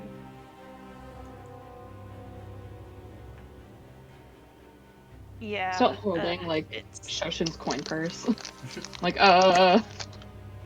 steals my purse. My god, this gotcha. was Ploy the whole time. You know it.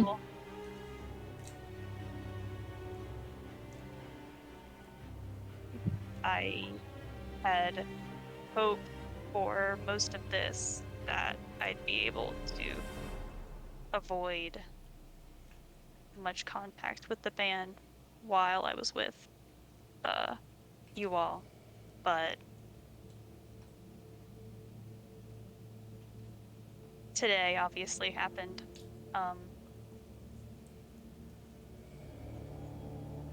It was And- unexpected. Certainly. And my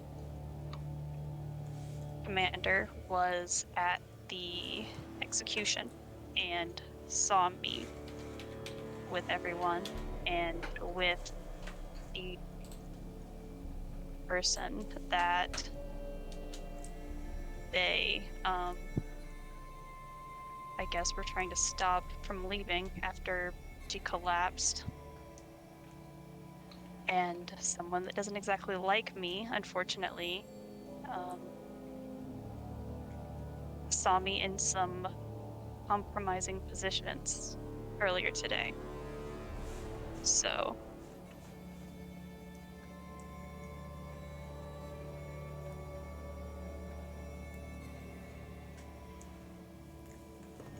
things aren't looking great.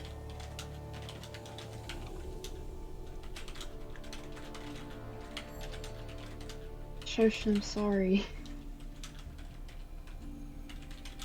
Well, I guess you didn't, but everyone else saw how they operate, so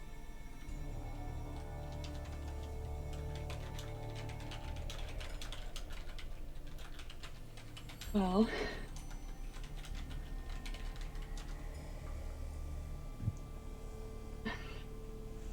not much I can really do for you in this moment, and again, I genuinely am sorry that I'm not much help, but you know that we're going to make sure that you're okay and that you're safe. I'm not sure that's something you can guarantee.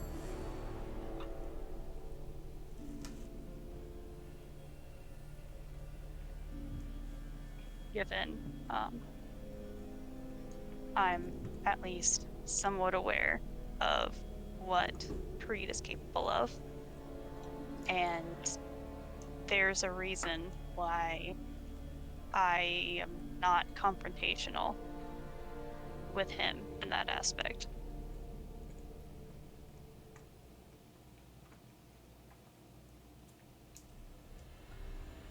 So I am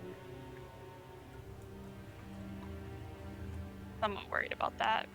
And there's a very good chance that they'll want to speak with me after seeing involved in some of the things earlier today. And that's not really great for anyone, mostly me, and I hope to avoid them having much contact with the rest of you, given what I'm somewhat aware of with past connections, so to speak.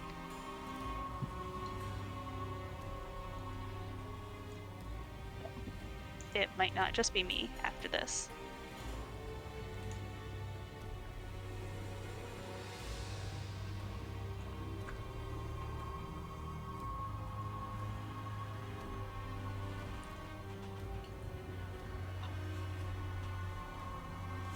Alice is just gonna kind of nod her head. She knows how like serious this is. And doesn't want to like sugarcoat it, really. But she will just shrug. Well,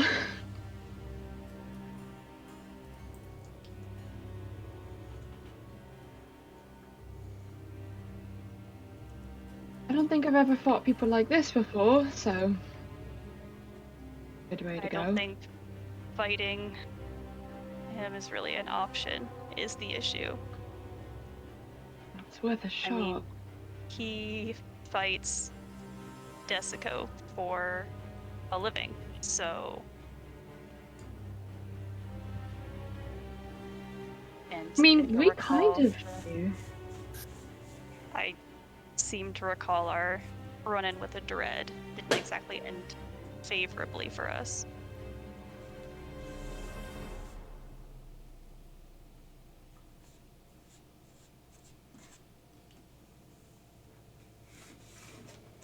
I'm worried about all of you, mostly.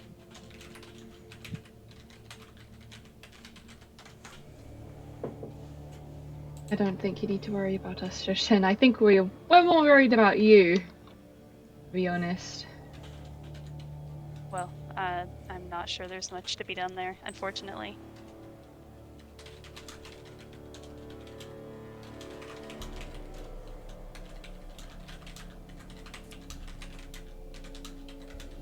I appreciate your concern, though. It means a lot. I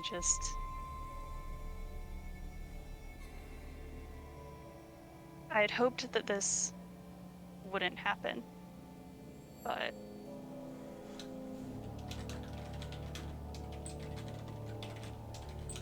But we'll fix it. Always do. Well, this At least a little bit. might be more grave than past things we've had to deal with.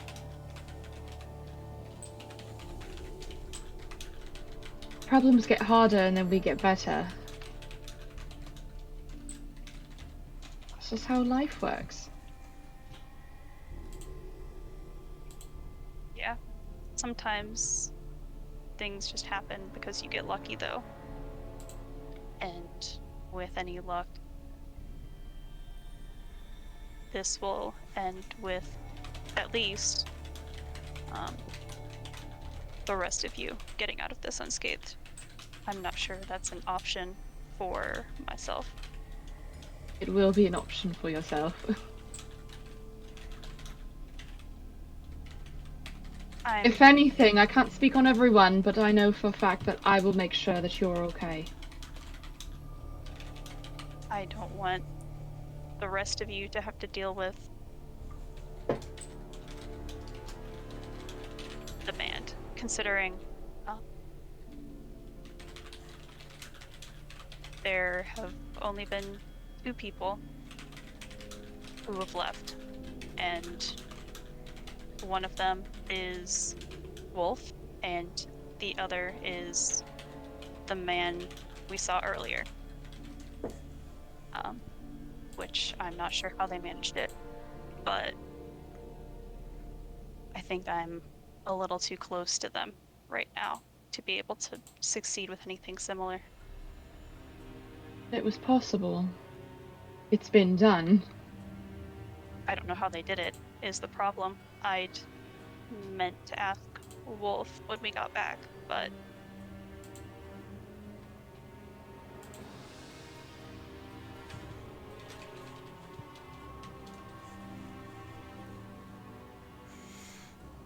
We're gonna make sure that you're okay. As simple as that. You can argue all you want. It's just not as I gonna said, work. I You know we're appreciate- stubborn. I'm aware. I am inclined to fight for this myself. Problem is, if it comes between myself getting in a more favorable position than having the rest of you hurt in this way, then I don't know.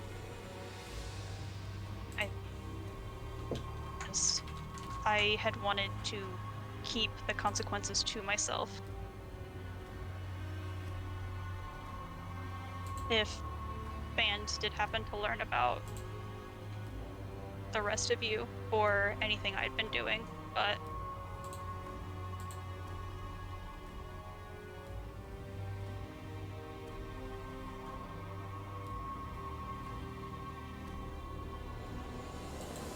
I'm not sure. It'll remain to be seen if they decide to contact me about my transgressions, so to speak.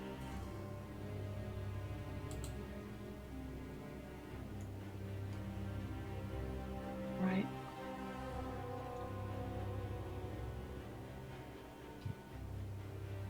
Incredibly brave. I wouldn't say that. But thank you. That's why I'm saying it. Thanks. Should probably get back to the group, but please don't hesitate to ask for help. We want to help you. And I appreciate it. we'll see how things go.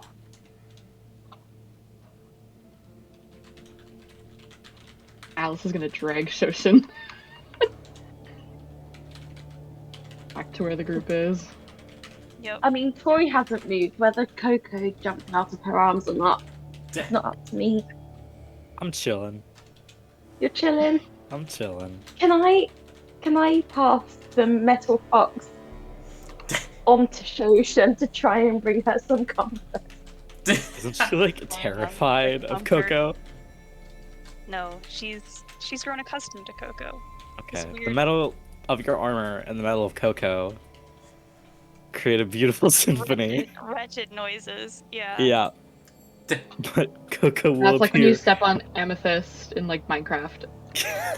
Or was it quartz or whatever? But, Oh, amethyst. yeah. It's like when you put forks in the dishwasher just all Yeah. the time. It rattles. My Like least favorite chainmail. I will be a Well, comforting fox. Thank you. Slay. And if Shoshin will let me, Tori will just squeeze her hand as well. I'm running out of arms. I gotta carry a metal fox. That's I was okay. just- As I'm passing on the fox. I think that's a Group 2-arm hug. kind of deal.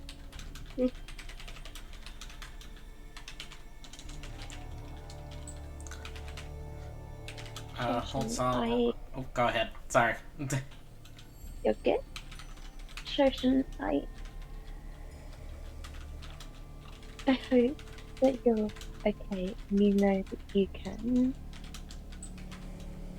help to us and help you, and we are going to help you as much as we can.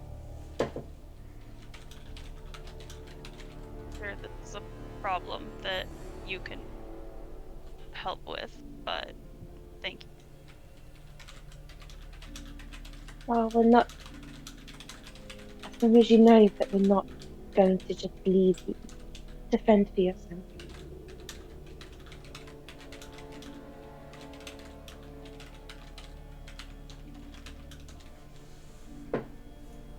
We stand Thank with you. I appreciate Shoshin. it. I'm not sure you should in this case, but Well, we've seen now, so we know the rest. yes, and I think it's probably best we try and stay away from them.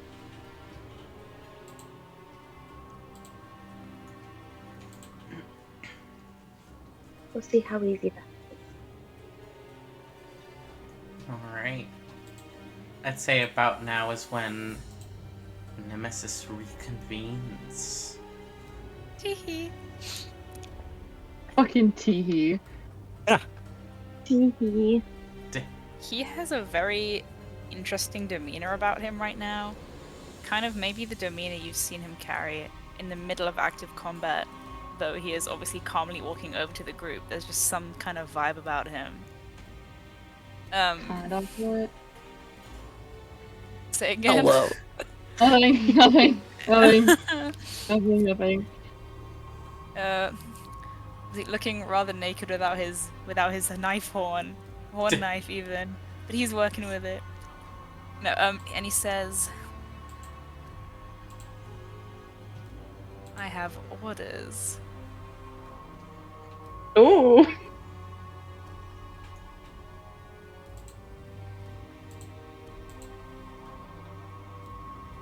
What kind of orders?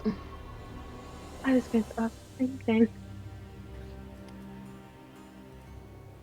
Ishu has asked that we find out how the two might have teleported into this manor, because that should not be possible. So if we'd like to keep busy, that's a case we can get on if anyone feels like it.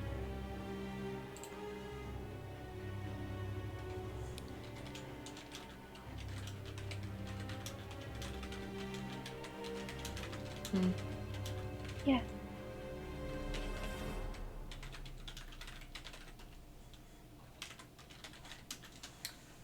Slay.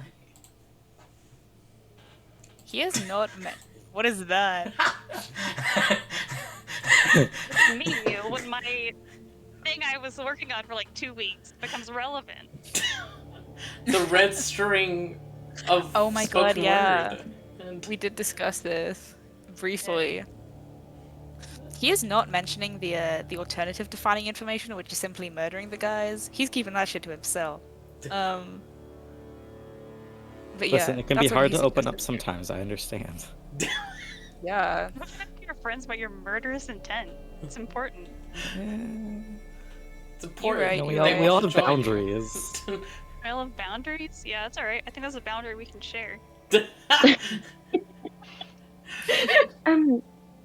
Nemesis. Tori. Creed said that the reason that they went for Styx now because it was the first time Styx has been seen in public In a long time. in a long time. Yet that wasn't public, so they obviously were just trying to get them outside to I don't whether to confirm or just to I will have a say, reason. because you guys have been told this, Styx was spotted in another town and fled to here with the Thorn Band chasing them. So they knew for a fact Styx was here. See. Still fucking kidnap them. Oh yeah.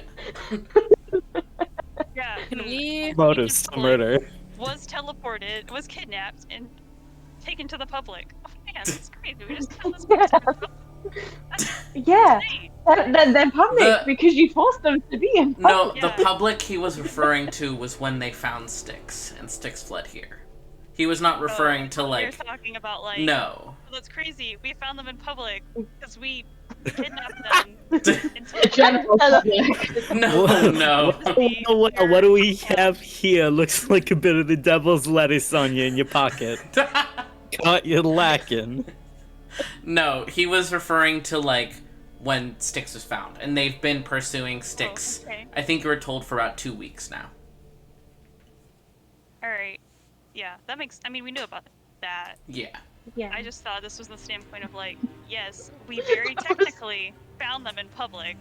What a Those coincidence! guys We were can getting charge better. I them think it's because funny. they're in public. Yeah, we can charge them. They're in public. we kidnapped them. It's simple. It's a very You can cop charge thing to anyone do. Yeah. You can charge anyone with crimes if you kidnap them. Yeah. We're gonna frame you for murder. Why? Because you're Delta Airlines and life is a fucking nightmare.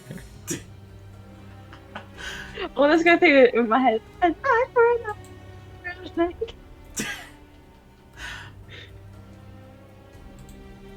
Back to the original. Back to the original thing we were Yes. talking about here. The Mhm. original prerogative of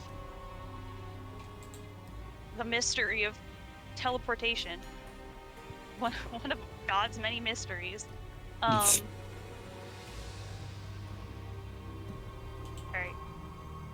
So, because they said that the teleportation shouldn't.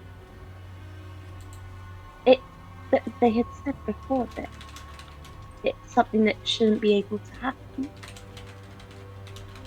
Yeah.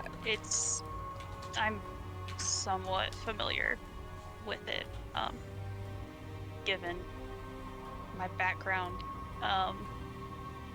I'm aware that it's difficult to teleport into a place unless you're familiar with it most of the time. Which I'm going to assume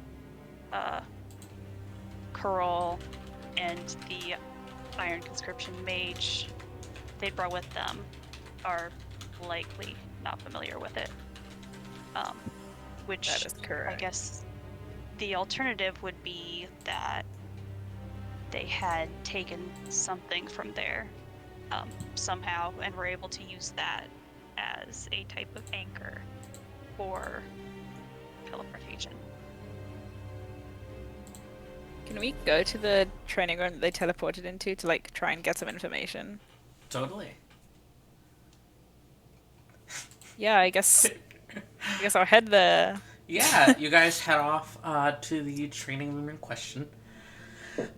There's a few other clan members there, mostly keeping it under guard.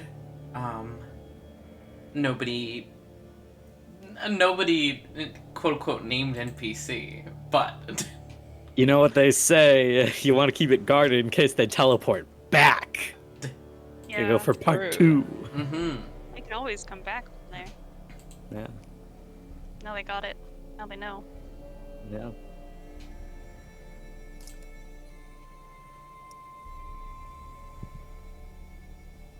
I mean, I guess if Okay, we're not so- being obstructed, I will just simply walk into the room.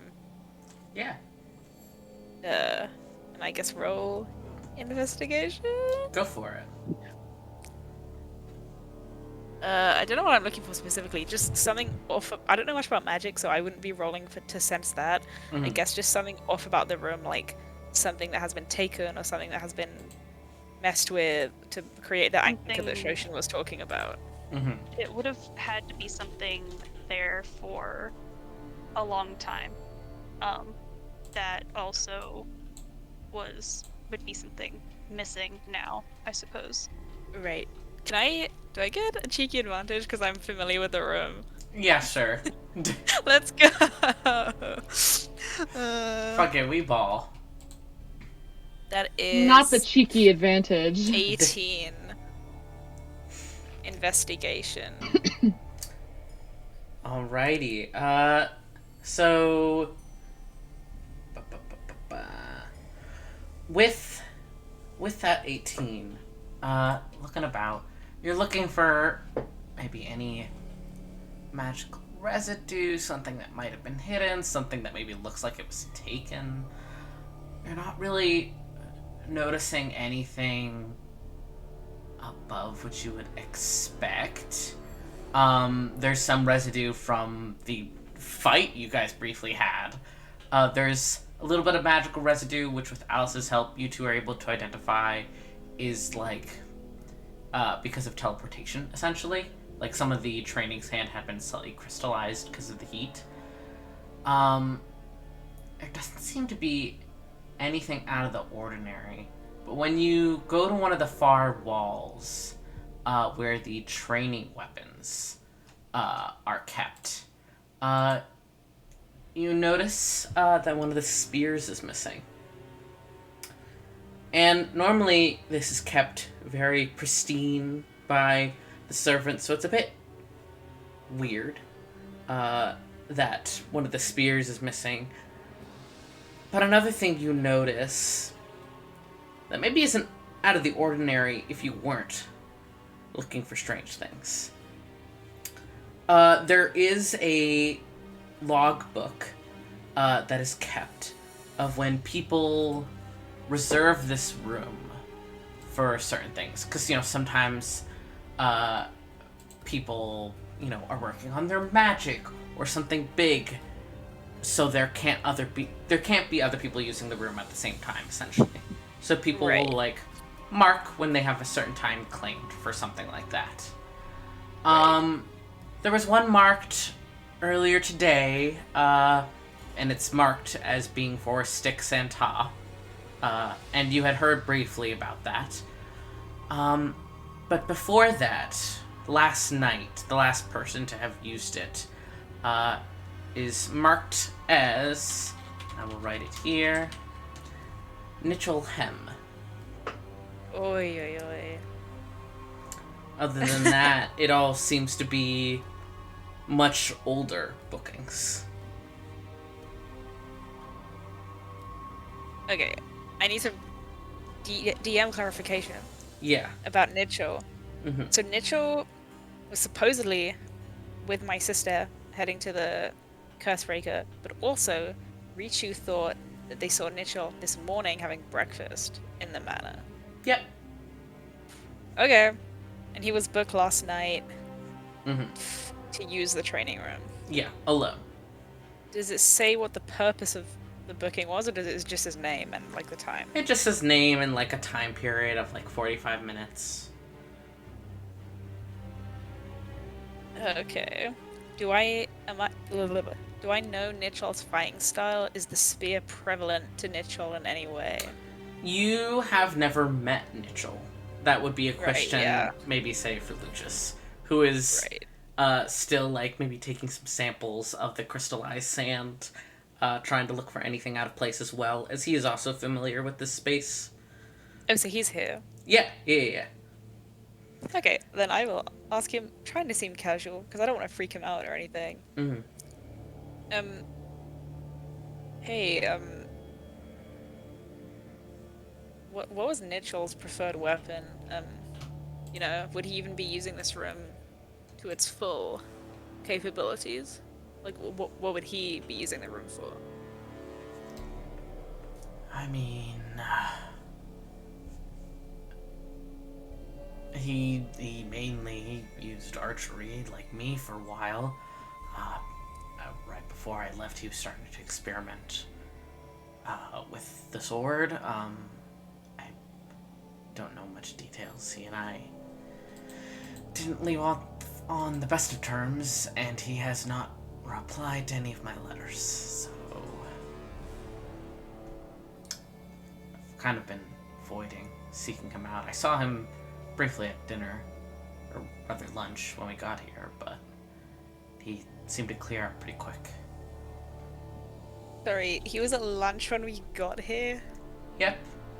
You've According never to seen him Lucius. before, so you don't know what he looks like. But you briefly remember right when you guys entered the lunchroom. A young teen got up and left very quickly. Right.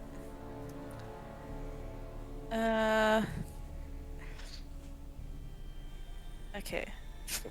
Right, just because his name is here in the logbook, and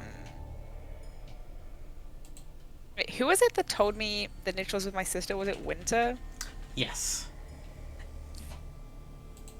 Okay. Listen, Lucius. I just have some. I was told by a trusted acquaintance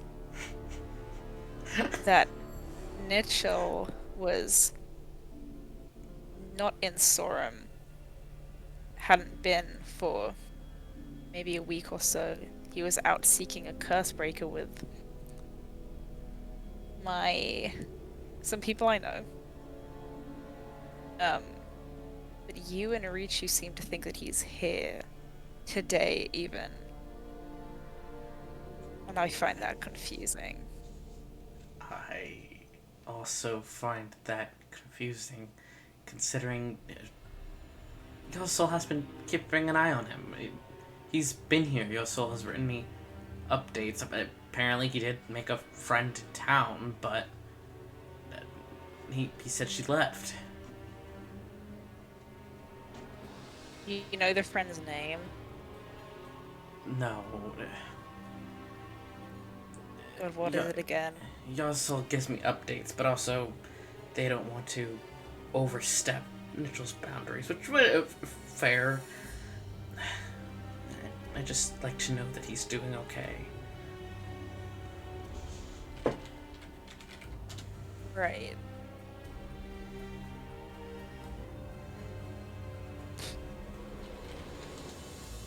How old is Nichol supposed to be?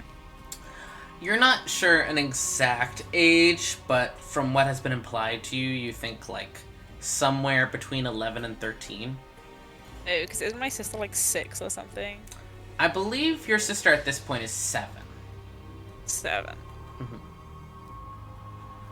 Lucius doesn't even know about her, right? This is why I'm being so cryptic.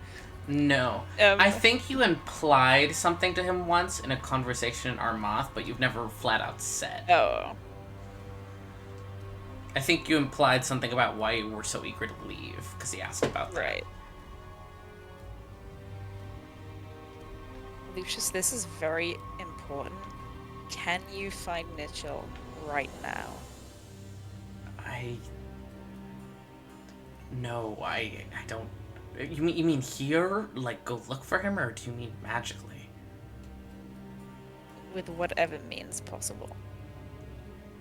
I mean, I can go look in his room, see if he's there. Thank you. Kind of gives you an odd look, but doesn't question it too much, and turns and heads off. Was there anything special about the spear that's missing, or is it just like one of these spears? It seems like the most nondescript spear. Like, oh, I don't know, if maybe somebody was trying to pick something that wouldn't be missed much. Right. I guess I'll try to catch Shoshin's eye and say, you spoke about an anchor. There is something missing. And I'll motion towards the empty space on the wall where the spear would have been. Mm-hmm.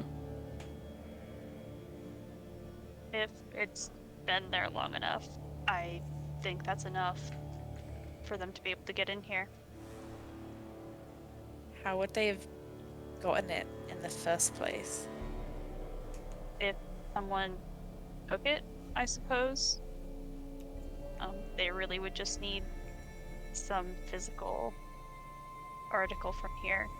So if someone got in here and took the spear and brought it back to whoever performed the spell, then that would have been enough.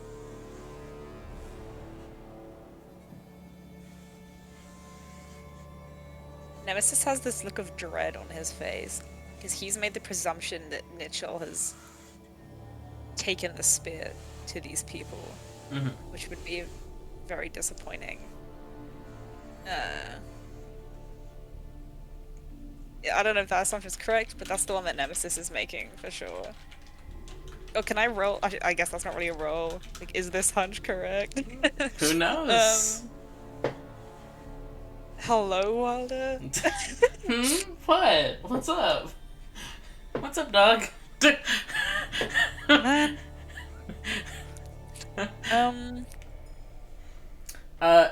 As you are debating this, Lucius kind of jogs back in, looking slightly confused, and beelines towards you.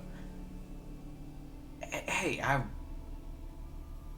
was about to swing by his room. I saw Yaws coming this way, so I asked them about him.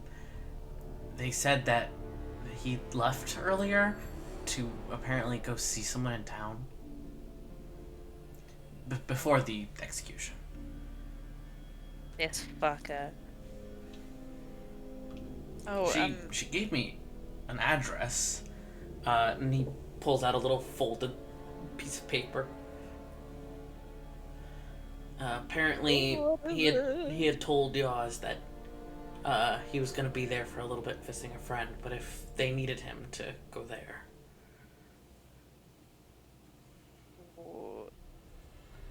I will take the piece of paper from his hands hurriedly. I want to see this address. Yeah, you know the city very well. Lucius knows it too, but you know it far more. And upon, visualizing the streets, you think about what's where, you think you do know what this building is. It's actually from the part of town that you initially grew up in.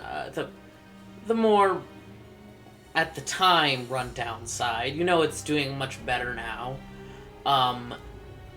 But you're pretty sure this is the address of a very small, not often used library.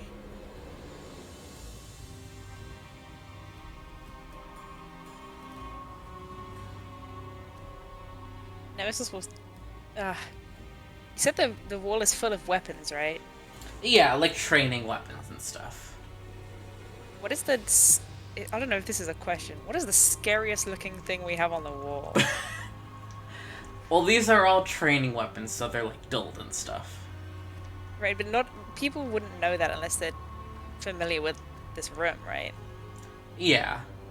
Oh, I guess Nichell's familiar. I just want it to be scary. Well, you know what? What's the scariest thing in the room anyway? Probably you guys. You're right, you're right. No murderer and a bunch of scary-looking strangers. Let's get it. I mean, fair enough. I'll convey to the group my hunch/idea. Oh, Lucius said that's kind of awkward, right? I will pull the party aside, convey to them my hunch, and simply begin walking to this address without seeing if anyone's following me. I am going there, however. What do you say exactly? I'll tell them about the anchor and how I think it's the spear, and I'll tell them how how Nichell was here last night, and also how he was heading to meet some people at an address that I know this morning before the execution. Slay. As you move to leave, Lucius moves to follow. I will turn, place my hand on his chest. Not like scarily, just like firmly. Mm-hmm. Lucius, my dear friend, would your presence among this investigation be a hindrance to the investigation? What are you saying? I'm saying I have a hunch.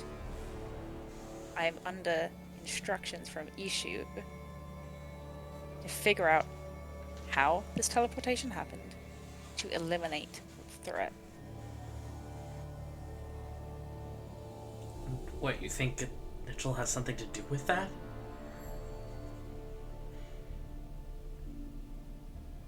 I think you understand my train of thought here.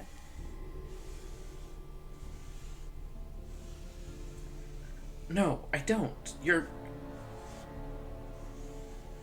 He kind of like glances at the others and then kind of like leans closer to you. Nemesis, I don't mean this in a negative way, but I know what you're like. I know you get vengeful. He hasn't done anything. I guarantee it. If you know what I'm like, better stay out of the way. He hasn't done anything. He wouldn't hurt anyone here. That's to be determined, I believe.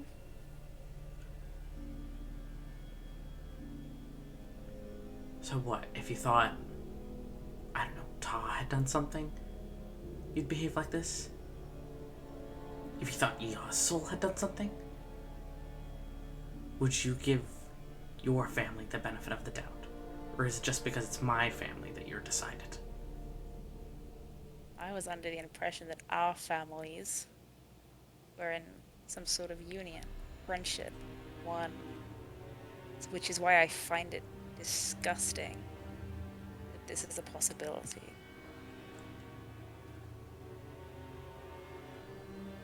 So what, you're gonna go kill a kid? I didn't say that. Then what, solve your problems with violence again? It's been working. Right. Because everything seems like it's going great right now. Maybe thanks to your little brother. You can kind of see, like, his expression change at that. He kind of leans back. Right. Because you're the best one to trust with making good decisions and protecting people. Make sure you're watching your friend's back this time, Nemesis. He turns and stalks away. Oh, I just realized what he said. Okay, hold on. Nemesis is mad right now. Mm-hmm. And I have a funny cantrip called Toll the Dead. Mm-hmm. Are you gonna deal damage to him? Listen. Nemesis is a passionate man with some kind of ghostly aid that he doesn't fully understand. He feels this rage is righteous. He feels it's ancestral within his family. He's strongly connected to them. So he's gonna shout,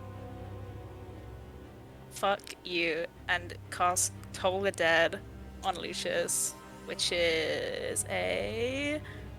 What save is this? Wisdom save. Aha. Can I I hope he's not counterspell? wise. Oh, are you counterspelling? You totally can. Do you say anything?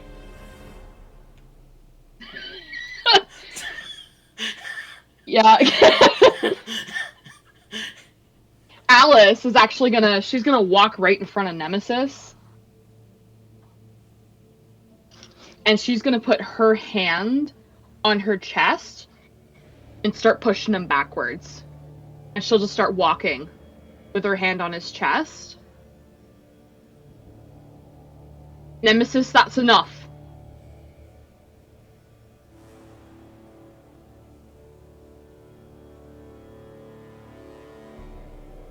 Is that the counterspell, or is that just, like, happening?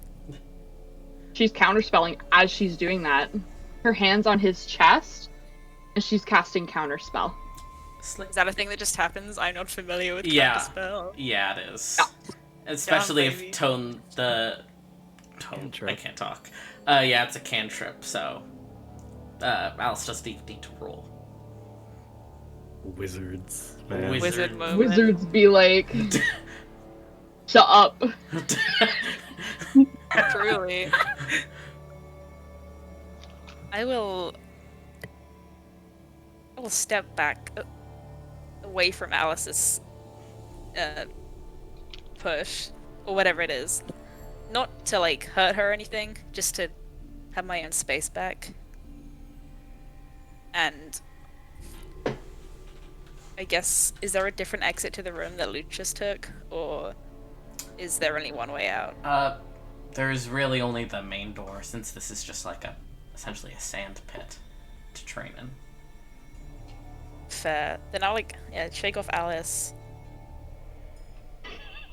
Wait for Lucius to to leave. No, I'm not gonna follow him. And say, I probably won't be looking Alice in the eye, because I suppose he feels ashamed, especially because he cares about what Alice thinks of him.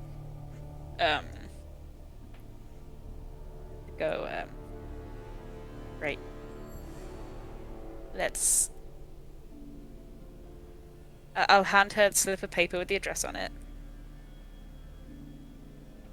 Perhaps you can lead the investigation. I can do as I'm told.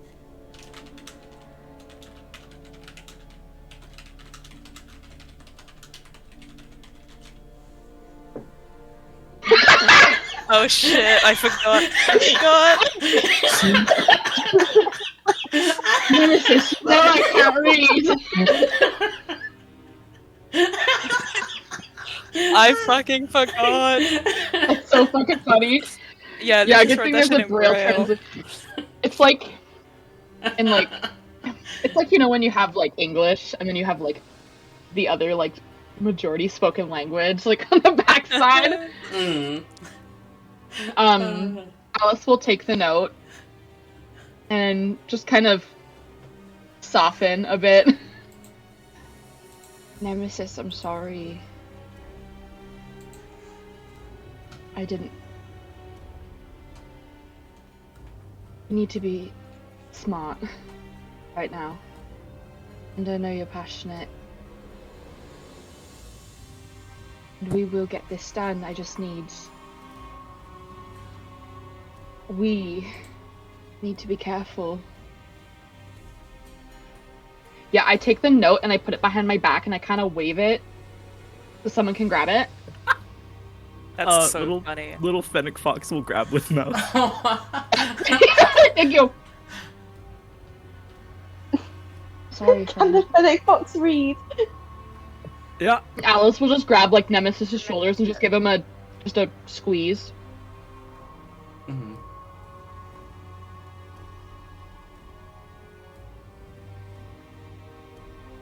Right, who can read?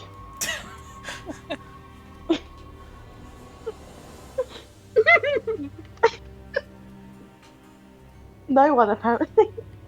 Fuck, we're all All of us. stupid. Fennec Fox, Coco will hand the note to Shoshin. Like climb up the gaps in her armor and the chainmail.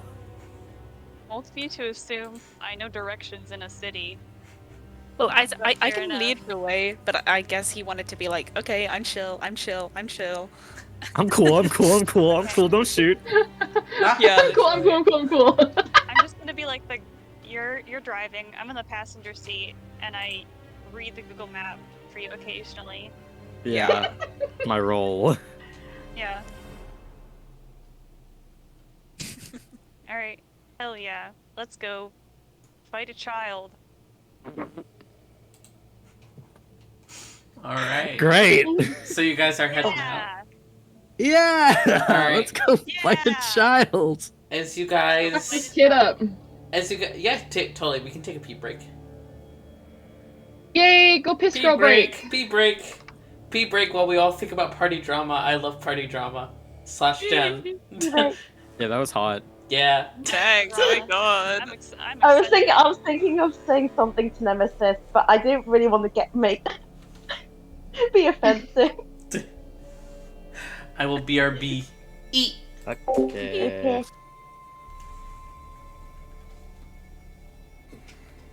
Solved the puzzle. I'm fucking bawling.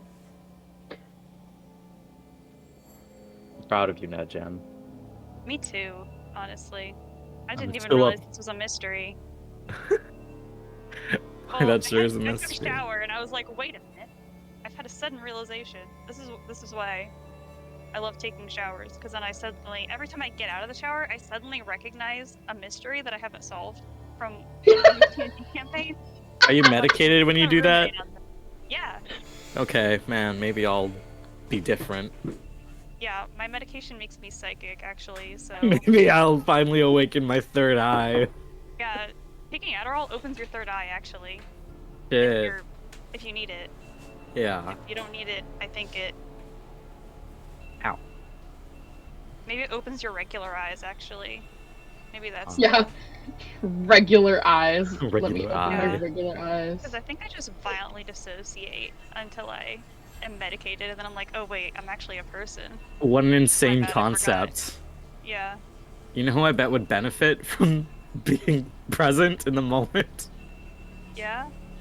and probably being on ADHD medication? Yeah. It's someone in this call, and it's not me. That applies to a lot of people in the call. Are you telling me to do that thing right now? Telling you to take medication for your ADHD, girl. I'm legit. That shit helps. It made me feel silly! You only took one. You took Ritalin. Yeah. Ritalin fucks you up. I'm on Adderall, and that works really well for me. Like, you gotta try a couple things sometimes, but like, you know, I was kind of one and done. Just worked out. Yeah. I'm legit. Like, it helped me like a ton. Like, I became a competent person from the standpoint of I can actually focus on doing things well. Like, it's kind of you know, you get a little taste of that when I was unmedicated for a week, when I'm like, I cannot do anything because I keep like starting and then forgetting to do like literally everything I'm trying to do. And then I go back on my meds and I'm like, I see everything now. I see can in follow the color. threads. Yeah. Ha. Highly recommend it if you feel like it might be a good fit. Try something else. They got a Yeah. lot of options. Oh, Dr. Waldron. Maybe not Adderall because there's a shortage right now, at least here. Actually, it might. Oh, 'Cause it's manufacturers in the U.S. It might be better for you guys. Yeah, maybe. Shit. But also, like, it's only Adderall. I think most other like ADD meds are fine. Hello. fair. Hi, welcome Hello. back. Hello. Work is having Hello. me start back up. Work is having me start back up my iPad because they're saying I didn't do certain paperwork, but I know I did because I remember sitting down to do it. Bitches. Yeah, so I'm pulling it up to screenshot it for them. Ooh. I go, No, here you go, you look Horace. like a kitty. I'm clocked out, and I can't clock out if this isn't done, so tell me how I clocked out then.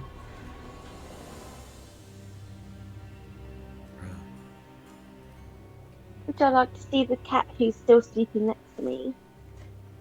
Love Yeah. that. I can't stop eating these gyoza. Yeah, I know. Love gyoza. That's I'm such a literally good gonna make take. more right now. Oh, is it the ones that we got from the mart, or is it different ones? Yeah, actually, it's my new safe food, and it's all I've been eating. They're so good. Yeah. Here's the kitty. Kitty cat. He's There's like, veggies in it, kinda. Okay. Tacos are out. Gyoza's in. I love gyoza. I think you could have both. They're both bad bitches. You're right. You're right. so right! Sometimes I'm on more of a gyoza kick. Sometimes I'm on more of a taco kick. It really depends. Just like, have you guys ever made them from scratch? No. No. Oh I'd my want god, they're I've the tried to gyoza. make best. dumplings. It's They're really hard. so, it slap. They're so good. We did like me and my family, my mum's side, we did a like a Japanese kind of cooking course where we made I can't remember yeah it was, and we did goza, um sushi and a traditional like pork yakisoba, Ooh. ooh, and it was so good. hell yeah. We ate so much food. Oh, Jesus Christ, then. Fuck that. We have a Chinatown in the city center, Mm-hmm. and there's a Asian supermarket, and they do these like pre-made like single cup matcha things, and you can do them like hot or cold. So I have my little iced matcha. Hell yeah. Ooh. So actually, I think it's a I can't fucking speak Taiwanese brand, but their Ooh. regular tea is so sweet. It just tastes like sugar and milk, but their matcha is actually really good. Fair.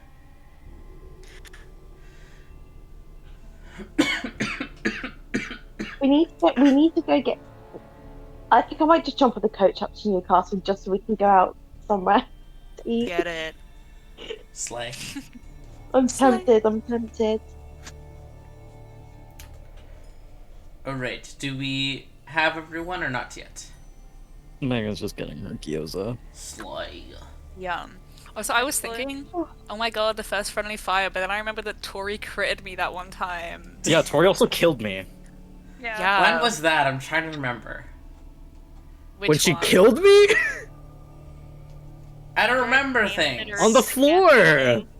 With the Oh, healing. yeah, Okay, but Chloe was that wasn't trying on to heal you. purpose. Yeah, but it was That wasn't friendly. really It still killed It me. still happened. It was still Yeah, traumatizing. I felt It was pretty still victimized. But I think that was funny. It was. I agree. When Does it did happen? Nemesis? when we were teaching her training, how to, yeah. Oh, and I said like, I said hey. stabbed me, and you stabbed me. But that was like a Well, friendly you stab. good. mm. Yeah. Yeah, you're right. That's what I That call. was like Anyways. that was friend. Like, Hello. hello? What? That's what you call what? Get up and take 200 steps. Everybody? Yeah. Everybody apparently has to get up and take 200 steps, but I'm not I've already doing done that today. More than I had that. work. I took so many steps. Says Let you me gotta check. move. I already Is this a did fit- way is more this than a that at Fitbit? work. Today I did. Oh, not even that many. Damn. 12,300 at work. I fell asleep on set. Get it. I'm very professional.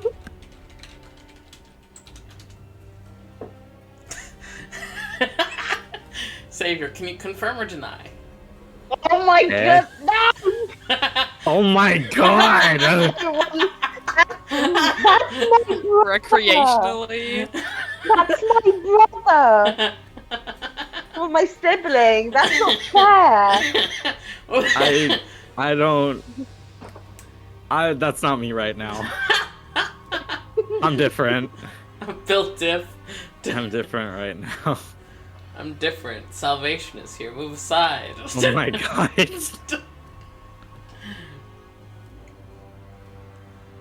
Here, while you're...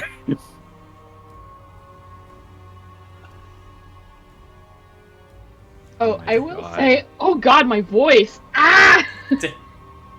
That guy died one more time, so he's at 11 deaths. Oh my god. My god. There's no way. I thought he was the king of the craft. What happened? Oh. So much for being a farmer, I don't see no I'm gonna crops. start selling him a fucking scoreboard reset. This is in the recording. Oh, right. Haha. It's fine. Hold on a I'm second. fine with it. My manager's texting me. Tell them you're not on the clock. If they're gonna text you, then they need to pay you, thanks. Yeah. True. Work-life balance! Ned, I can you play send me the D&D! suspicious monkey pic? I really like it and I want to have it like locked and loaded. It's the shook react. Thank you. Oh, it's a... The emoji. Do I have this emote? Oh, it is from this server. My bad. Ah! Oh yes, the full I image. know if you meant you wanted the pig, but yeah, Yeah, no, it's on this server. I don't pay for Nitro. Yeah, I for more.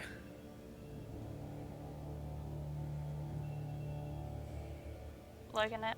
She's Sending the asking. images. She's asking for a screenshot of my finished shift, but when you finish your shift on this app, it just closes. I don't get any confirmation. You never get confirmation, other than just like, you want to end shift? Great! And then it closes. So, I don't know what the hell she wants as confirmation. I'm like, I don't know what to tell you. I closed my shift. Yeah, you don't owe her any more than that. Also, you're getting a new job soon. Fuck it. Yeah. Yeah. Anyway. Does she know that you're looking for another job? Not this manager. My supervisor Okay. does. Sorry, that's my work tablet in the background because I'm Yeah, just I'm double good. checking it. Wait, guys, incredible news from Tomcat, King of Minecraft. His villager has power 2 bows. Everyone Let's fucking pick. go! Yeah. Wow, You can Anyways. get better bows than that for fishing. Did I miss Genuinely. that? He's Oh obtained. my god, it's a spruce bow. shag. That's what he needed the fucking tree Oh, for. shit. Yeah. Damn, spruce Yeah, that's shack just like, for oh, real. you could use it for trading and building. Yeah, no shit. You can also use yeah. it for decoration. You know. Like in a Imagine. house, in a pot. Power 2 bows!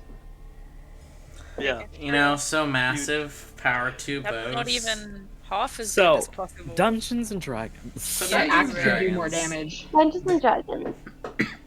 As you guys are leaving the training hall, unless any of you stop, you briefly see Yossel kind of pulled to the side, talking in low tones, with Lucius, who looks agitated and is kind of like has his arms wrapped around himself.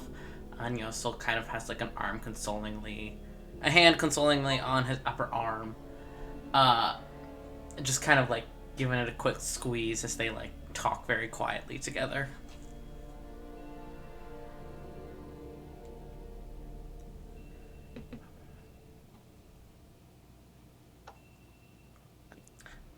I'm fucking ignoring it. I'm gonna murder my manager. She just texted me saying I need to go back and redo the shift today. Absolutely not.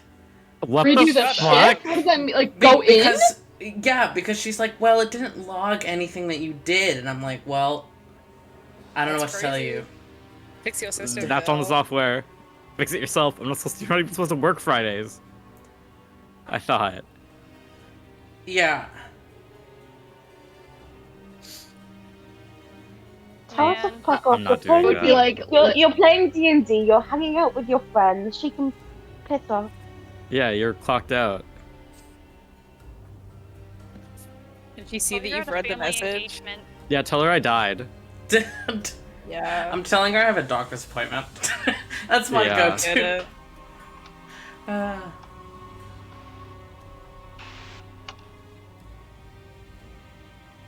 I think family engagement works well. People don't usually fuck with that. Like, I never get to see my family. that's true. As a manager, I don't question it. I haven't seen my family in 30 years. Yeah. I get so few times to see my family, and you would pull me away from these people that Yeah. I'm related to by blood. By blood. And not just the blood of friendship. I will quit right Yeah. this second if I need to. Like, don't test me, ma'am. Please don't. Okay, literally be like, hey, the What? shift was completed. There's no need for me to go back in. Unfortunately, this is something that is out of my control. It would Yeah. not You work will for need to look Maria. into this from an admin point of view. Mm-hmm. Yeah. Thank you so much. Yeah. Say that shit. Especially because I'm only allotted 2 hours to do it. So what, are they not gonna pay me if I go back in and do another 2 hours? Jesus. She Yeah. wants me to Exactly. go You and go do in it and redo it. tomorrow. God. Well, No. Just say sorry, I've already done the shift. It seems like there's an admin error, and that's not my fault. I feel like I have plans. This is my day off. I'm Yeah. gonna leave her on red for a while. Eventually I'll text her and I'm like, well, as long as I get paid again. Actually, do I want to do that?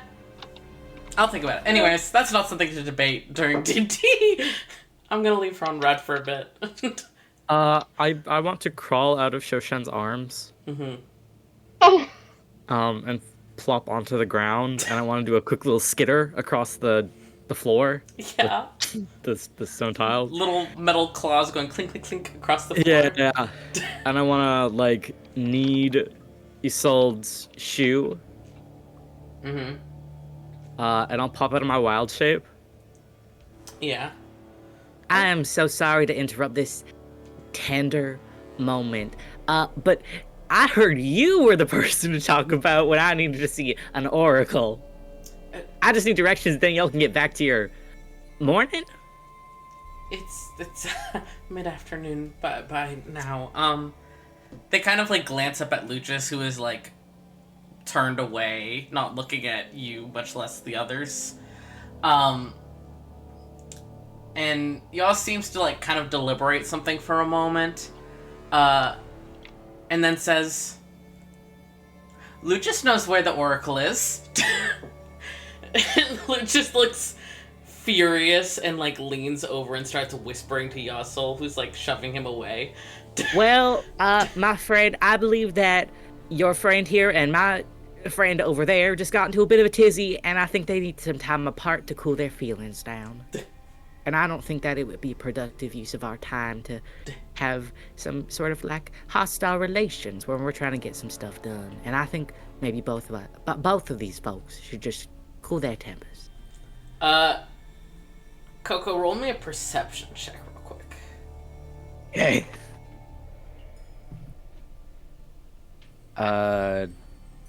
30. 30. Bro. It's too quiet for the others to hear, unless anyone is purposely moving closer and can then roll perception. But unless anyone is doing so, you're the only one who hears this, Coco. Yeah. But you hear Lucius mutter under his breath, "Sure is a nice way to talk about murdering someone's family." But he doesn't say anything else. Yoso looks significantly uncomfortable. Bruh. If he didn't cover his mouth... Mm-hmm. Did he cover his mouth when he said it? No. Does Shoshan have observant? Just have really good perception. Okay, never mind. But I can also read his lips. See what he's saying. If I didn't roll that number. Just putting it out there. It's observant. Slay. But he kind of stays turned away, does not further address any of you. And Yasol looks very uncomfortable. And kind of deliberates for a moment. And then says, "Alright, I'll tell you, as long as you promise me something. All of you." Yes. She kind of looks past you. Yes. Thumbs up. You. The Oracle is in a very precarious position. There is not permitted to be any violence of any sort around the Oracle. This is an oath I have sworn. So do not break that for me, alright? Yes, Sam. Sir, ma'am. They don't respond. They're looking at Nemesis. This is Yod speaking, right? Yeah. Oh, yeah. Yeah. I'll nod. I'm agreeing. No force, no violence. Nemesis already has the address. Oh, that's the address. Oh, okay. Yaz trying to convince you to bring Lucius along by being tricksy. Right. All right. Well, pleasure doing business with you. No violence means hiding place, no deaths. Probably. So rest easy, my feathered friend. Feathered? Well, I was talking to your tough one. I turn around on my heel, and I turn into We a gotta fox. go. I turn into a little fox. Again, a wild shape back into a fox. This is my comfort shape. And I climb Shoshan. Slay. Alright. You guys heading off? Yeah. So wait, Lucius is coming now? No. No. Oh. L. Yeah, let's go. Plus ratio. Plus I mean, Coco is the one who said no, so talk to Coco if you want that different. So the Oracle is at the address that Nichol went to this morning. Yeah. And you are not Damn. permitted to use violence nor force there. This is yours' request, or is there like there's something else at play that we don't know? Unclear. Right, that's chill. I'm chill. Nemesis in the background. I'm so normal about this. I'm so normal right now. Yeah.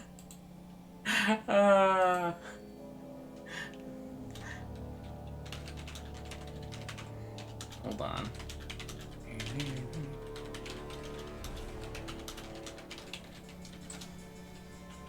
You tell me your preference, King. Who? Savior, make a decision.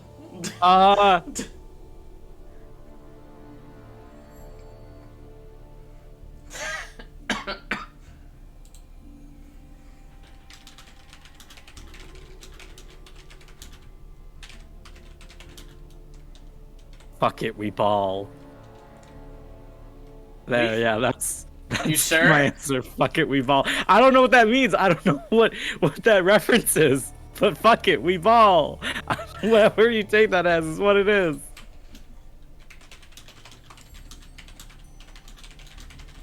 No, we do this first. We do this first. No, yeah, it's fine. My brother in Christ. Hell yeah. Alright. So, you guys head off. As you're leaving, Coco, if you're still looking back, you can see, Lucius, hurry away, beginning to stretch his wings. Oh my god. He's faster than all. Birdman. But you guys head out into the city.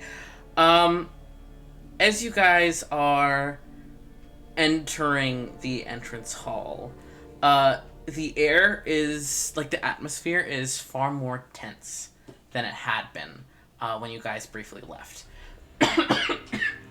Sorry. And Chivalry is back.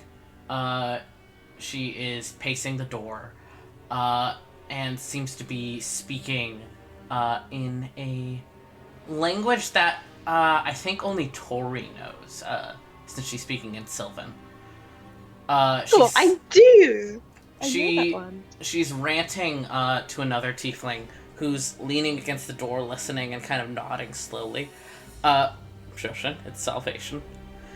The two of them are conversing in Sylvan, seemingly both of them extremely agitated, and almost guarding the front door.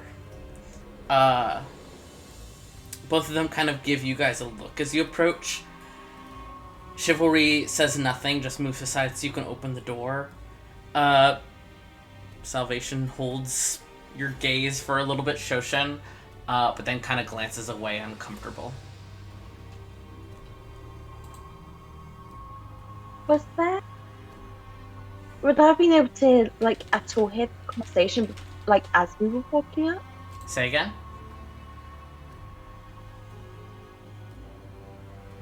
Say again? No, they refuse. Would Tori have been able to hear any other conversation as we were walking up?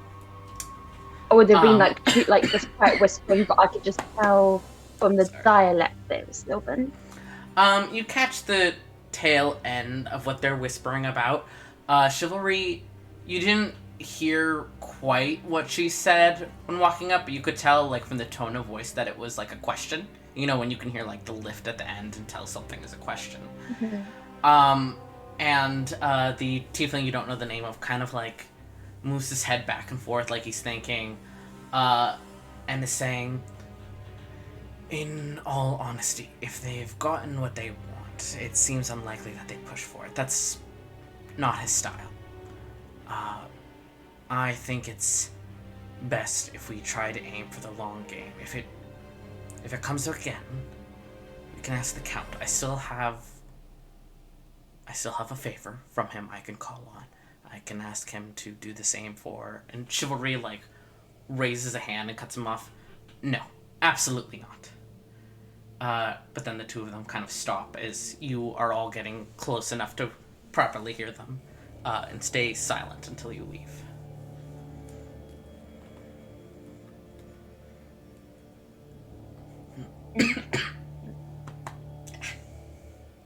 My throat does not like me, I apologize. No. But, heading out into the city, the streets are a lot emptier than you've seen them in a long time, Nemesis. You've really only seen them this empty in the wake of if there was ever any intense violence, like the night before or something like that, or some sort of conflict that kind of caused people to not want to be in public spaces, which isn't often. The Onyx clan is pretty good about protecting what's theirs and handling any problems very privately. Right. But also, there aren't any conscription soldiers milling about. You don't see any of the knights either. When you briefly pass by the square that you know the tents to be, they're still there, and you see a few people milling about there, but nobody's patrolling the streets anymore.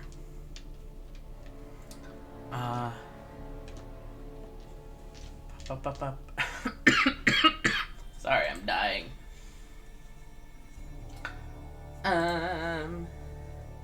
Beep, beep, beep, beep, beep. There we go. As you're getting to a nostalgic area for you, Nemesis, it's nice, but also rather jarring to be where you grew up. Yeah. Yeah, sorry. We're near my, parents' house. Yes. You'll have to pass by it to get to where you're going. Yeah. Maybe not, directly in view of it, but, probably just around the corner. Right. Yeah, if you have some rage you want to get out, Nemesis, maybe. Yeah, let's take a pit stop. Let's, We could. Anyone You got know. a gun? I got No. a knitting sword. Does that help? Actually, can we detour to my house? Sure. Oh, man. Oh shit. Uh-oh. You detour. Pictures, of course. The front door We don't know. looks like you remember it to be. The front window is actually boarded over, so the building doesn't look abandoned. And between the slats of the boards, you can see that the glass behind it is very cracked. Not fully broken in, but clearly damaged, and this is a temporary fix. It looks quiet. Is there stuff inside? Is the house lived in? The door's Currently? closed. Can I open it? Is it locked?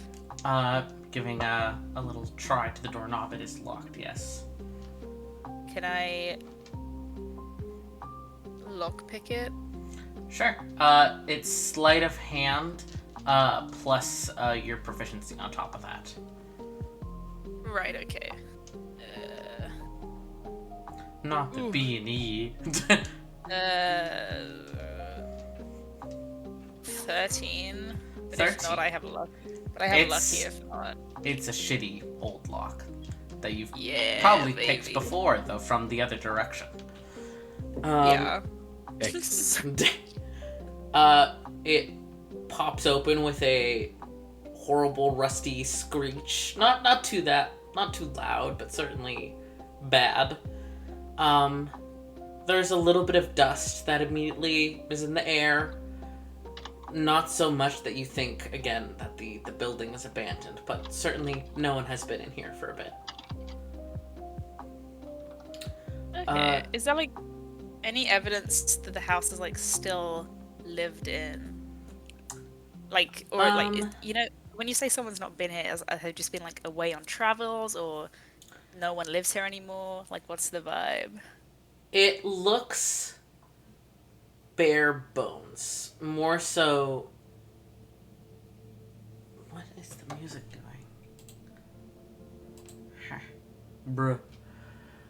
More so than you remember it being. There's still furniture here, though some of it looks to be maybe cleared out, maybe sold, you're not sure. If you look in, the two bedrooms, you find... I would love it if the music would work right. I hate this spot. Oh, 2 bedrooms as in, is one of them my old room? Yes. It's generous of them. Truly.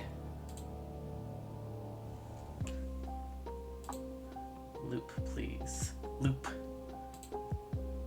Thank you. Why does it say in the giant...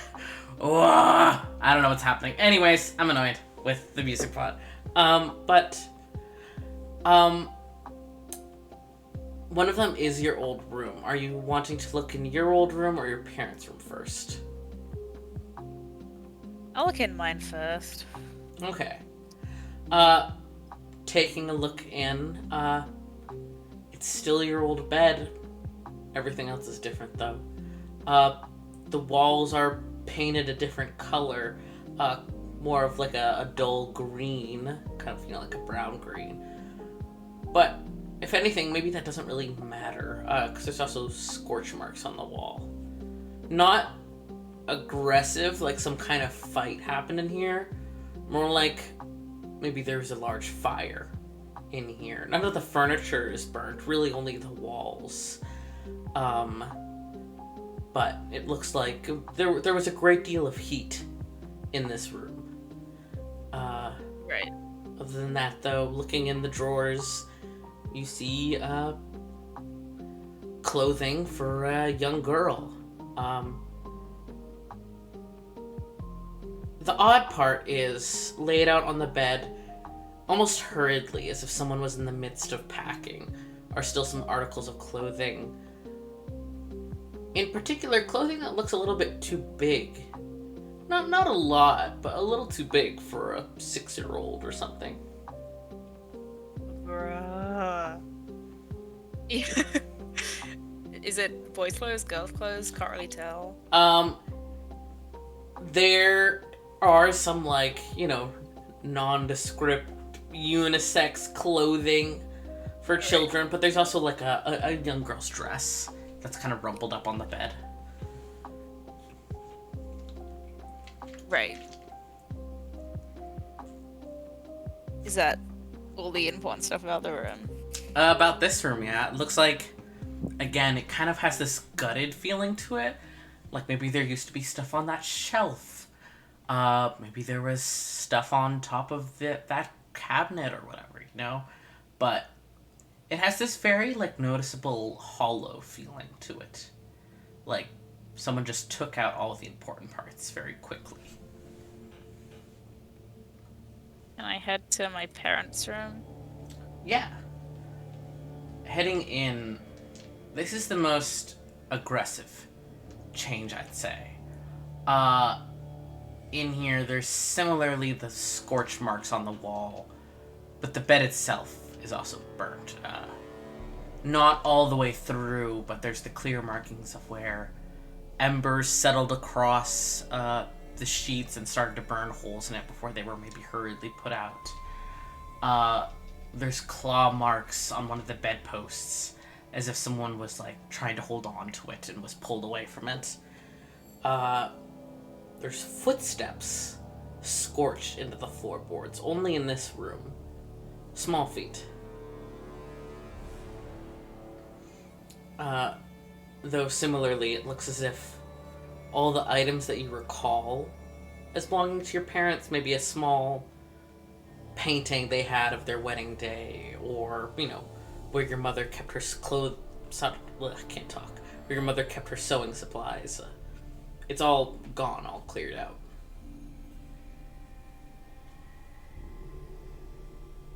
So it's like they've packed up everything and just, like, moved out. Yeah, though they left all the furniture. Right. I guess that makes sense, if this sort of thing's considered about them, like, trying to go find a curse breaker or whatever. Mm-hmm. Are there any kind of writing or correspondences or maps or anything that would indicate what direction they head in, or where they were going? Heading into the small kitchen area, which is the last room you haven't been in, there is a note kind of crumpled on the table. Glancing on the name of it, you recognize the name of, essentially the landlord, of being like, hey, we're not going to be back for a while. We've left X amount of money for this many days of rent with this person. it mostly seems to be just like making sure your house isn't messed with while they're gone. It seems they planned to be gone for maybe a month, maybe 2 months, just in case they had left 2 months worth of rent. And at the bottom, it mentions something about how they're traveling with an escort. It doesn't give a name, it doesn't give any specifications, it just says like, we are leaving with the escort that you met briefly the other day.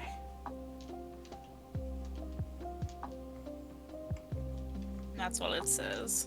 Yeah. Okay, I'll take the note and like just put it in my pocket or whatever. Did they say they left the rent with a person or they left it like in the house? It said that they left it with one of your neighbors. Alright. Are the neighbor's house owned by the same landlord? Yeah.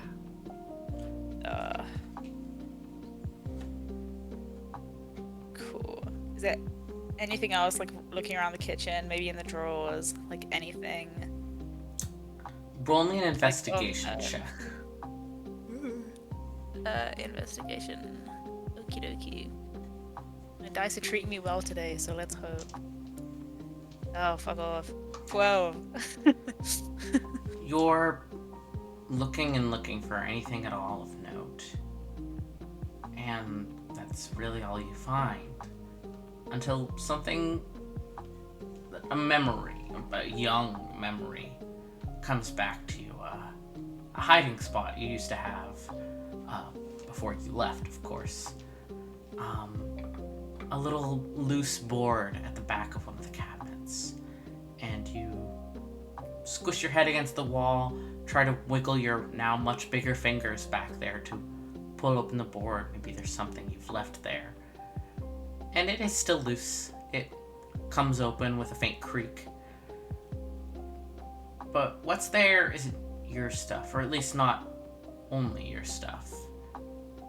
You find a few scribblings of maybe you as a small child practicing your writing, stuff you learned in school.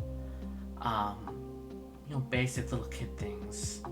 But some of these pieces of paper aren't from you. It's someone else's handwriting. Someone else going through the same schooling you did. And then you find a drawing. And I don't know if you were the artistic type when you were young, Nemesis. But if you were, maybe you would have drawn a similar drawing when you were very young. It's of two very young children. Stick figures, if anything. Holding hands and smiling together. You know you didn't draw this, but it reminds you of something you might have done once upon a time.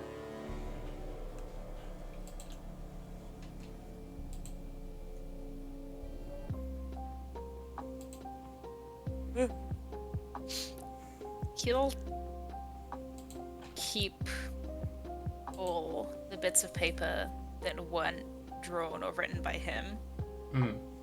I guess I'll fold them up like neatly, put them in his pocket. There are like pots and pans and shit around. Yeah, that stuff would still be here.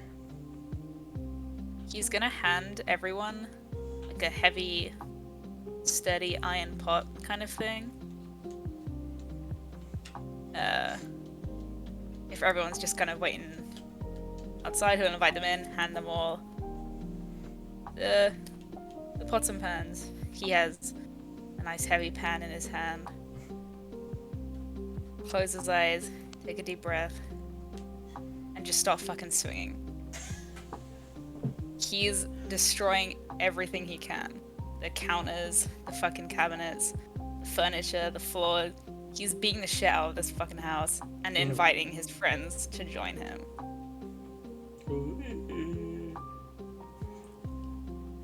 Does anyone else partake? Hell yeah. Let's go! Yeah. Alice starts punching cabinets and shit. I'm clinging on for dear life. Does Shoshin as well, or no? Take a shit, Coco. Did you tell Coco to take a shit?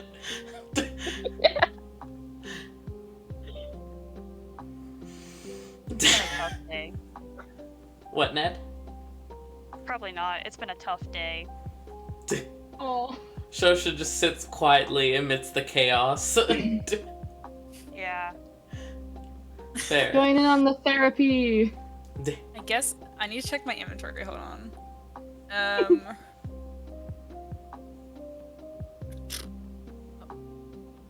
Excellent. I have oil and I have a candle, baby. Oh, a tinderbox even. Are you okay? To be clear, your house is not like an individual house. Oh yeah. This I is like forgot. Victorian London. This is a flat. Oh If no, you you don't light want the this next up, big part of you're London. gonna burn other Oh, people's God. houses too. Most Oh my definitely. I learned about this. We learned about this in the Moral- London Dungeon, you Moral guys. dilemma. London Dungeon taught us about this. Ah, man. We don't need Fire of London too. You're right. You're right. God, this is so fucking I sad. appreciate the spirit. We don't need to burn down the whole block though. You're right. You sure? In that case, he'll stop up and think about it. You know, he's breathing heavy. Considers his neighbors. Decides not to. He doesn't know what they have going on.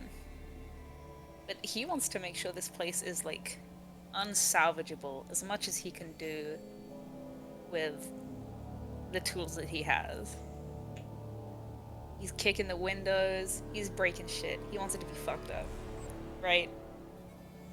Yeah, go for it. After You- he Mm-hmm. Oh. No, go ahead. after he feels like he's done enough, he'll drop the pan he's wielding, which I'm sure is very dented by now. And say, detour over. Let's keep it going.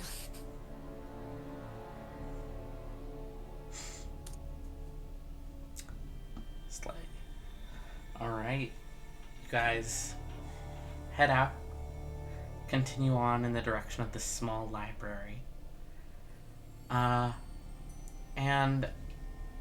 as you all, arrive, it's humble looking.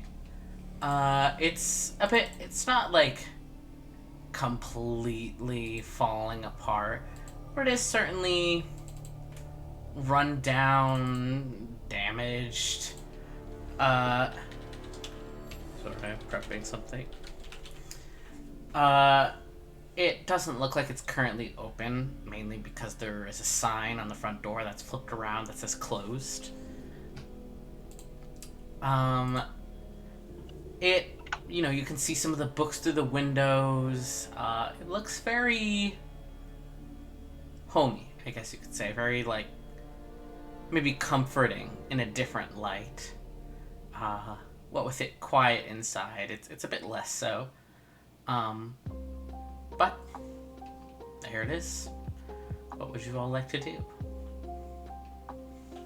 So this is the little library place? Yep, the address you were given, both for the Oracle and apparently where Nigel claimed he would be hiding. I see. I guess Nog, right? If everyone thinks that's chill, I don't really know. Slay. What kind of books do you think this guy reads? Alright, giving it a short knock, maybe taking a few steps back to wait. It's quiet for a little, and then you hear through the door, we're closed today.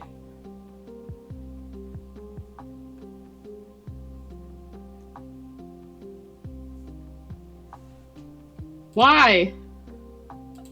I'm gonna start clawing at the door. Yeah. Get your pet under control. I'm gonna dig under the door. I'm gonna smack the shit out of this dude. Are you actually trying to dig under the door? Yeah. Alright, go ahead and what are you still the fox right now? Oh, fox. I Yeah. burrow. Do me a favor, pull up fox stats. Okay. And let's say roll dexterity. Oops, that's not how you spell fox. How did you spell it? Docs. Slay. Okay. That's so plus dex. Yeah. 21. Insane shit. Go off. Thank you. You start to dig under the door, scratching out wood, getting your nose under, sniffing, trying to reach a paw through, and you feel a little shoe nudge against you, and the voice a little bit quieter now. It says, "Coco, stop! I'm trying to be intimidating." Oh. That makes me pause. What do you My pause. What do you all want? If you need a specific book, I'll get that, but other than that, we're closed. This ain't the librarian. Aren't you guys looking for someone here?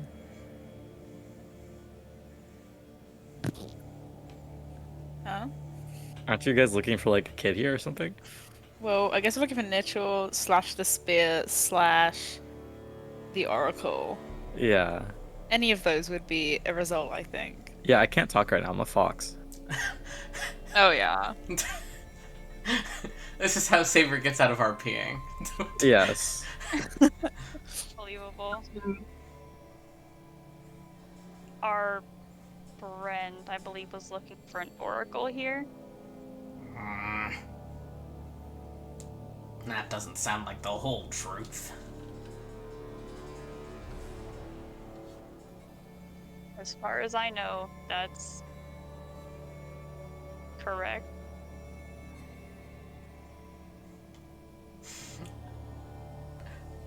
That is a lie, since you know Nichol Okay, well, is here. I'm forgetting about the child, but Oh. it is technically true.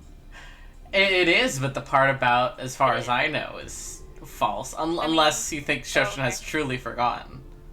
Oh no, I was just talking about the fact that it's like, I'm pretty sure Coco's here to look for an oracle. Mm-hmm. Like, that was all I was speaking to as far as, I think that's the extent of it. Like, that is all the information I know about Coco looking for an oracle. Stop being a fox. If one is looking for the oracle, then I'll take the redhead and the weird-looking dog with the big ears. You two can come in. Huh? The redhead, I said, and the weird dog with the big ears. Alice and Coco. Is my hair red? I'm kidding. If the rest of you want something, say what it actually is. We're also looking for someone.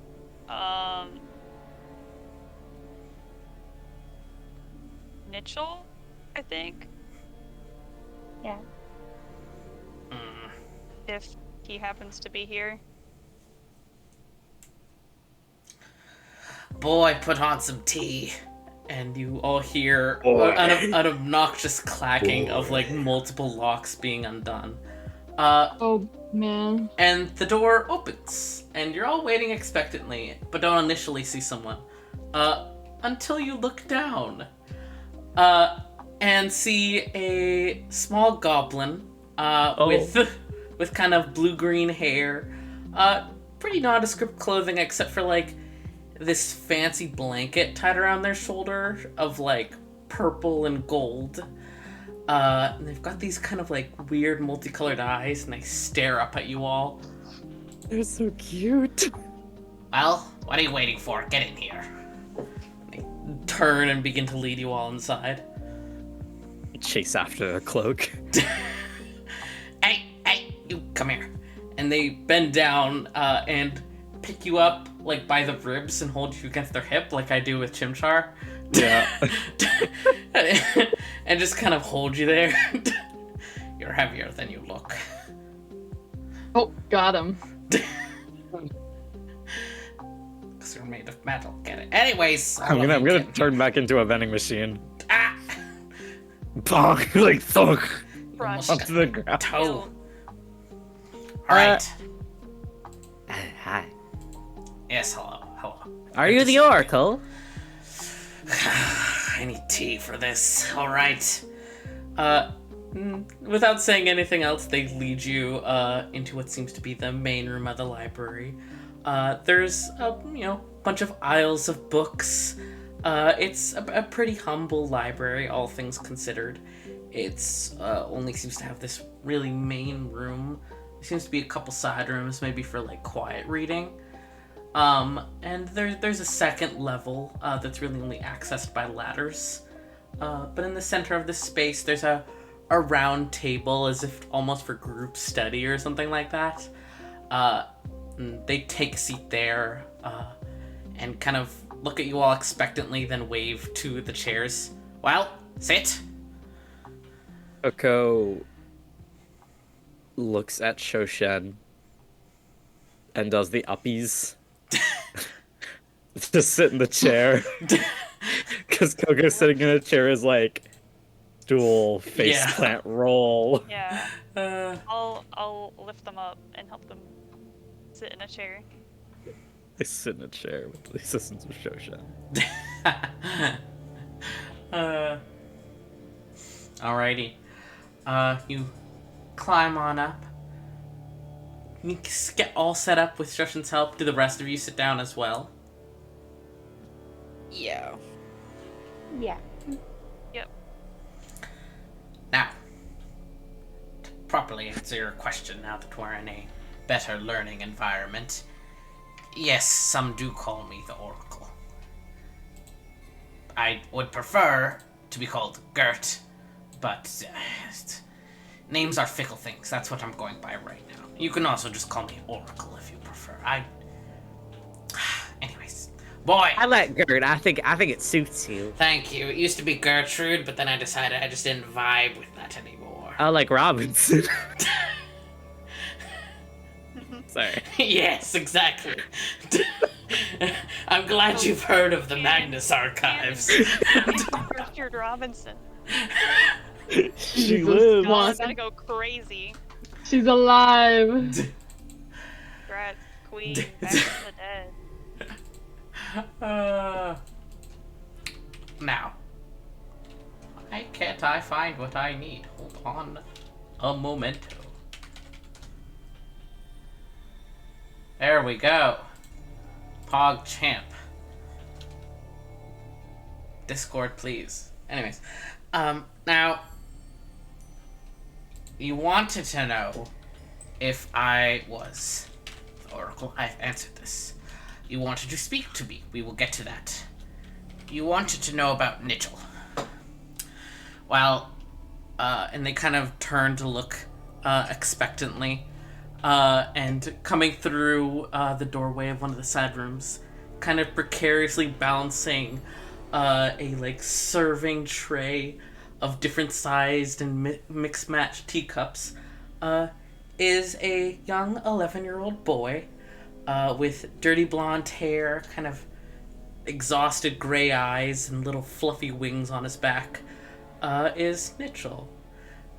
He kind of looks at you all shiftily and then wordlessly sets down the tray and begins passing out these cups of tea that all have different colors of tea in them. Not like crazy vibrant, but certainly like different from each one. And he seems to like hold the tea for a moment and then narrow his eyes and then will put your tea in front of you. And when he's done, he takes the tray, does not address any of you, only looks at the Oracle and says, "Right, Gert, I'm gonna go back. The biscuits are almost done, so I'll bring them out when they're done." "Right. Thank you, Nitchell. Good boy. He wordlessly hurries back into the side room. Now, you have questions. Who is going first? Who is the most eager here? I ask this out of courtesy, I already know. I am. Mm-hmm. I've been looking for you for well, a bit. Longer than you know, yes. Well, I don't know a lot.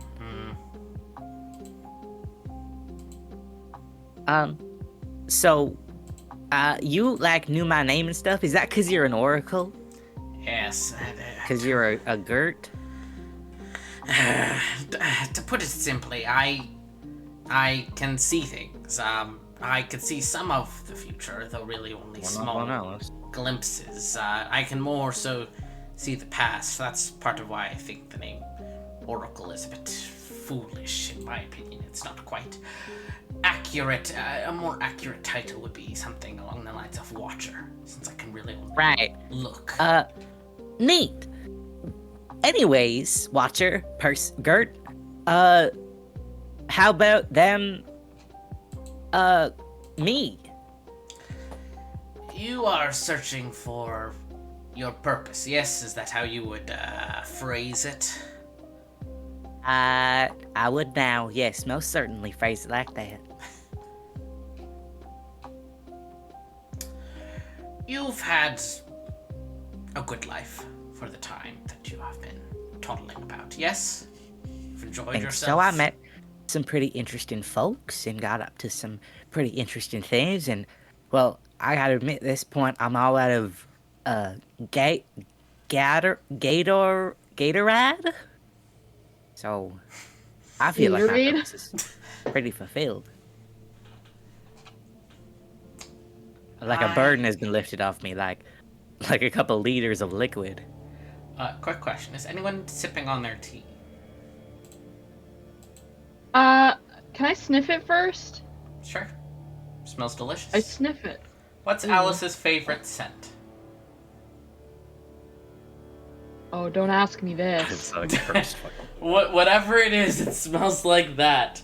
I will say straight up, if any of you try the tea, somehow it is, whether you realized it or not, it is a tea that seems to settle with you perfectly. A taste that you find kind of unnervingly soothing, in a sense of like, how the fuck is this so perfect? It has the right amount of sugar or cream that any of you desire already in there. Oracle knows. Oracle, using their very important powers for tea. That's fair. I think it's valid. Tor definitely drinks the tea after sniffing Yeah, it. no, I'm drinking. Yeah. Nemesis is not drinking the tea, unfortunately. Oh, by the way, the Oracle hasn't looked at you once, Nemesis. Damn. That's cool. I'm thinking about other stuff. You know, I'm waiting my turn. Now, Coco. Yes, Sam. I was not there for the fusion. I have seen it through many eyes when I look back, and I know how traumatic it was. And Coco, I am proud of you for having a good life above all of that. Whether you realize it or not, you are very strong. You have moved on. You have brought joy not only to yourself, but to Peppy. Trademarked. Trademark. You have brought joy to your dear Peppy. You have brought joy to those you have met only in passing. And I believe I am accurate to say that even for the short amount of time you have been with those here, you have brought smiles and joy even then. And I am proud of you for that. Coco had eyes, they would be blinking very wide. And curiously. What you seek, Coco? You are strong. However, a world such as this breaks down even the strongest. Do you want to keep doing these things, seeing what you saw earlier, seeing worse even? Or would you rather keep doing what you're doing now? Bringing joy, protecting.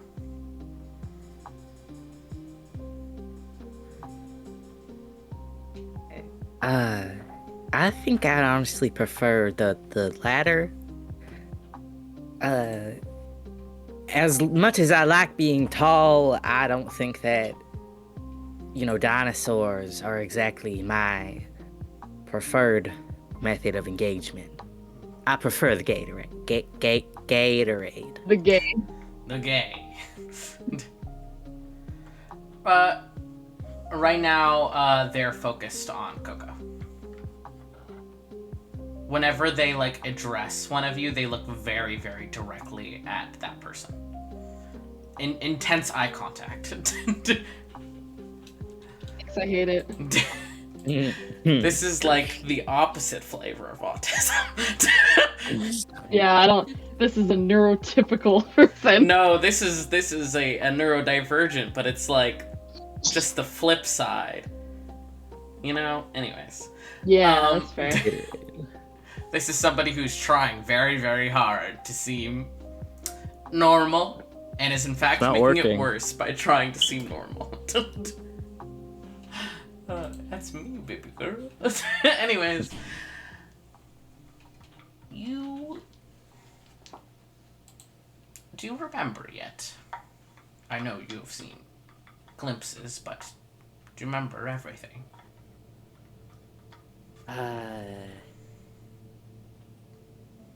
I do not. I don't think. There's gaps and you think that you remember everything, but then you're like, 1 and 2 doesn't really make 6. And I've got about 10 right now, but I think I only have 3. I'd say 6 is more accurate. Oh, well. Very precise. I'm not too hot on the numbers. That's alright. Coco, your very first moment of awareness, even if you don't remember it, was protected. And you continued that every day. Even... I'm going Western, fuck this. It's always when I do this, you do that. Yeah, listen. Even today, you were protected. Putting yourself in between others in the danger. Very bodily. I think I stepped on some people. Yeah, that happens when you're big and heavy and metal. It's fine. Yeah, I guess. Mitchell, bring me my book. There's a faint sound of something being dropped and then hurried footsteps. And the kid comes back out again, holding a comically large book. Even for him, never mind for the goblin he hands it to. It has no title on it, no labeling. Just a simple, excessively thick brown leather book with gold edgings. And it sets down with a heavy thump. And Gert seems to flip through it for a few moments as Nitchell scurries away again. And settles on a blank page. And splays their hand across it. A protector. Even they deserve rest eventually. You've been wandering for a long time. Whether you realize it or not. But I doubt someone with as much energy as you could ever stand to be done entirely. But your charges, they're tired. They need to pass on to what they deserve to have. They got people waiting on them. And without them, Coco, I don't know. You wouldn't have enough energy for the day-to-day. Occasionally, you could pep up, help out even some of your new friends here, but it wouldn't last long term. You'd need to rest a long time in between each of them. But you could be done. Your charges could pass on. They don't gotta linger anymore. They deserve rest. You've done your job. You kept them safe. You kept them safe back then, and you keep them safe now. Are you alright with letting your charges go, Coco? I don't really know what that means. But I guess what I don't really get is why they stayed in the first place. Well, the afterlife was destroyed, wasn't it? And for the first time, they glance at you, Nemesis, and then look away. What was destroyed, sorry? The afterlife.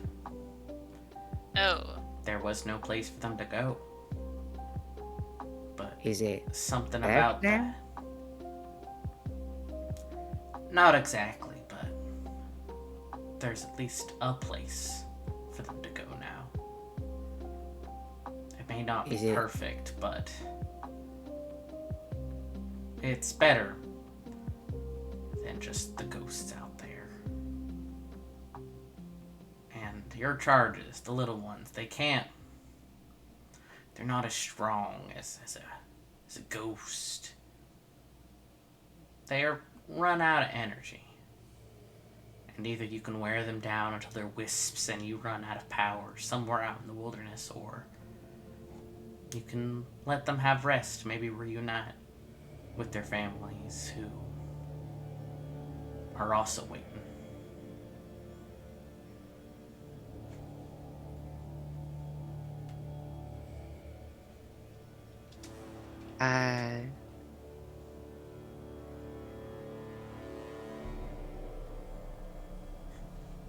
Yeah.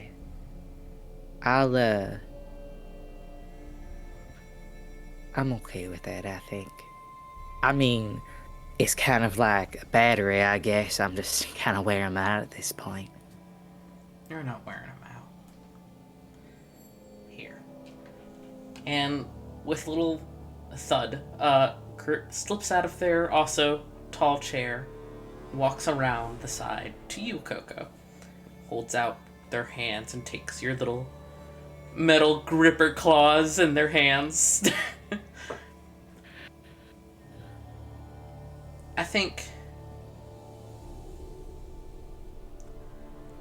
you need this.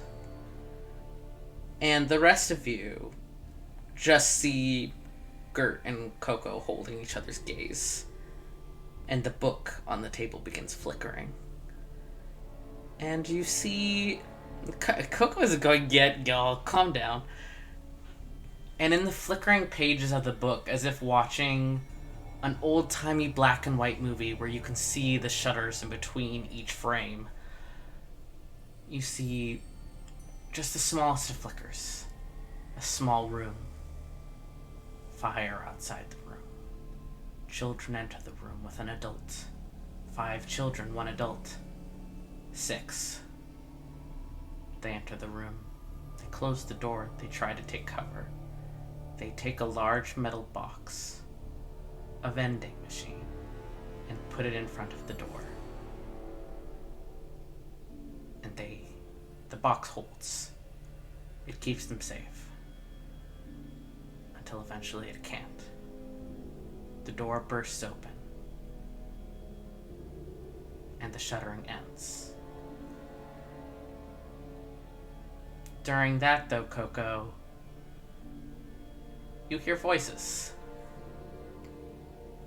You feel, as the oracle holds your little grippers, you feel little hands reach out and kind of like consolingly touch your hands as they rest there. And you hear a chorus of little voices saying in different words and tones and accents, saying, "Thank you. We got to see things become good again because of you. We got to have life and joy because of you. You protected us. Thank you." There's also a little kid in the background that asks if you have any more Gatorade, but... And last of all, you feel a larger hand come to rest against the side of your box. You swear you see a glimmer next to the oracle of a middle-aged woman with glasses, a tight bun, teacher's clothing. You remember her now. Miss Johnson. She was the one who refilled you. And she smiles at you and says, "Thank you, Coco. I got to see so much with you." And as the voices fade away and the book stops flickering, the oracle holds your gaze, Coco, and says, "You can rest as long as you like. Maybe now and then you can come back and help your friends here, yeah? You won't be gone forever. You just need time to charge."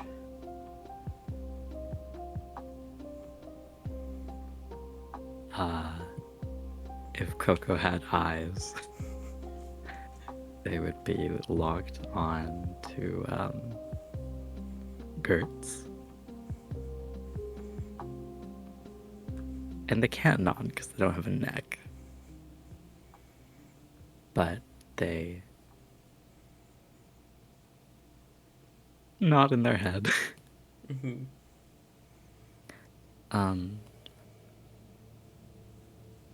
And Coco kind of has this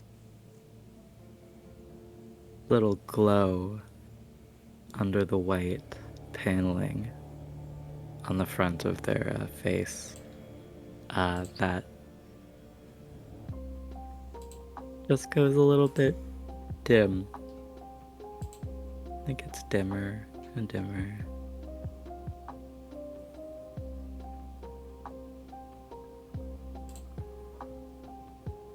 Do you say goodbye to any of the others? Even if it's temporary? No. Because, they're not really gone. So there's no need to say goodbye. You all watch as the light dims and then goes out. And then with a faint shudder, the little dinky arms and legs seem to retract. And there's a little 2.5 foot tall box sitting on the chair. The oracle kind of stares at it for a moment and then passes the side consolingly. Give it some time. It'll charge up, be back, maybe give you guys some useful help here and there. Peppy knows what to do. He'll be able to protect the box, bring it back to your home for all of you.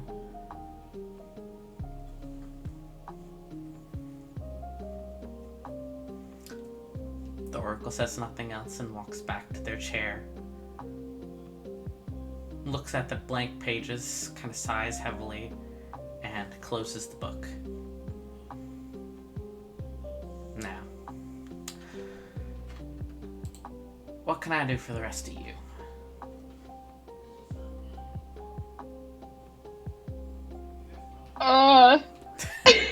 Ooh. Not even Are time you to take kidding it in. me? I've got snot like all over me. Got me to cry in a vending machine. Fucking vending machine. Wait, here, or does Coco come with us? What were we here You guys- for again? you guys Whatever it gotta- is, I don't want what Peppy got. I don't want it. You guys have Happy. you guys have a little vending machine that you can carry with you now. And from time to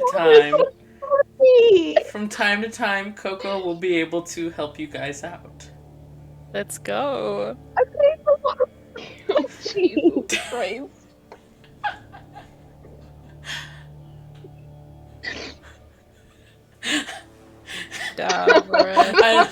Shout out to like 5 months ago of Savior being like, yeah, I want to do a joke character that's a vending machine. It'll be so funny, guys.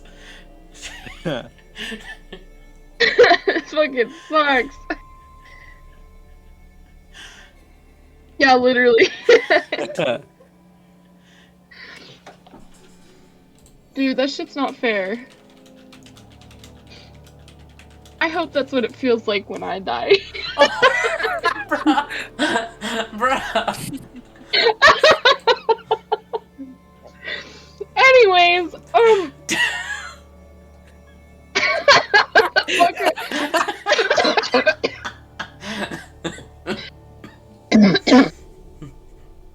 Fuck, what were we here for again? I didn't know Peppy was gonna get put. Not Peppy, fucking Coco. I didn't know Coco was gonna get put down. Like, that was so out of pocket. I wasn't literally. Yeah.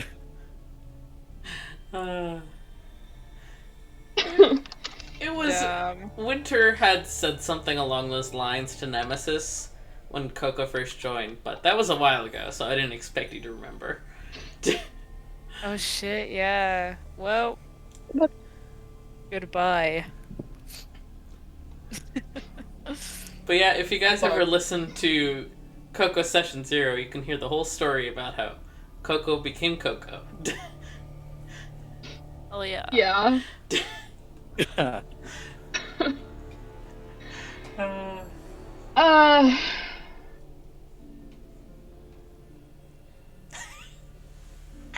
Fuck.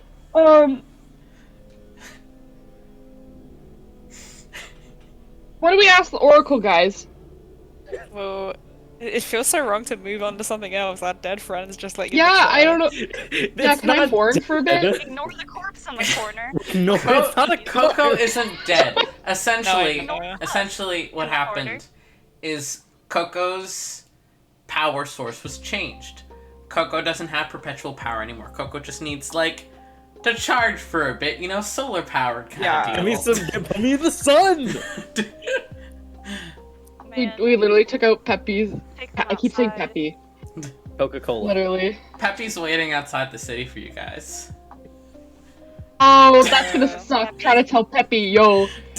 Yo. You think Peppy understands the concept of death? Maybe Nemesis has to explain it to him.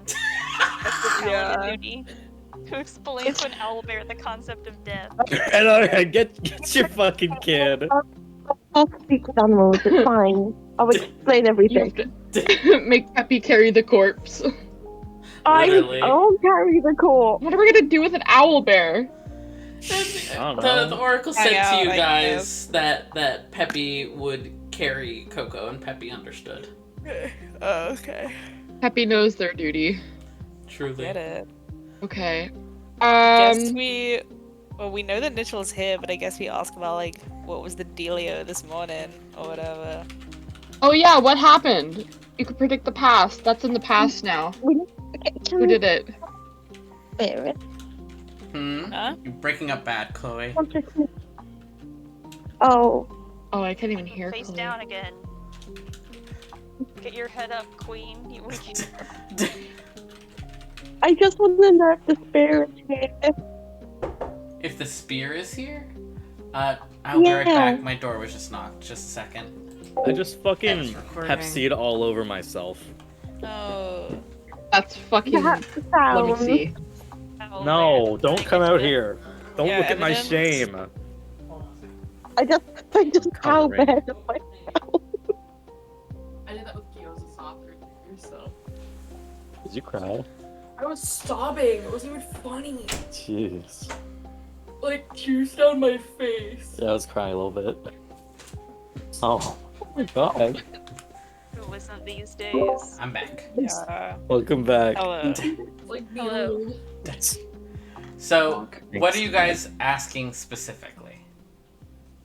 Why Mitchell was there this morning, and if he had a spear with him. Actually, no. Why Mitchell was there this morning is my question. Does Nemesis say this? Oh shit! Yeah, I can roleplay. I forgot we're roleplaying. I'll go Oracle. The burner was left on. My bad. Oh no. The Oracle did not Yes. foresee this one. We were also here to ask why Mitchell was here this morning. It's pertinent in an investigation we are conducting. I understand this investigation. I've been respectful. They kind of give a glance towards the side room where you hear like the clinking of dishes stop for a second before quietly resuming. The one at fault is not Mitchell. Then who is at fault?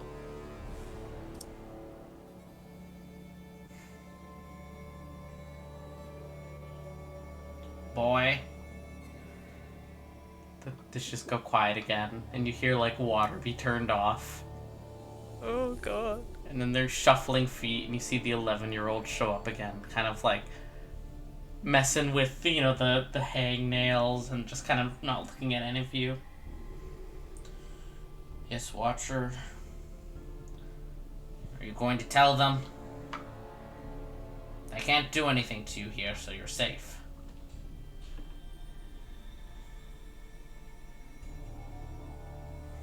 He looks at you, up at you for a second, Nemesis, and then glances back down. Mitchell didn't do anything. Mitchell has been gone for 3 weeks. And you watch a slight shift of the skin as a very, very young changeling stands before you.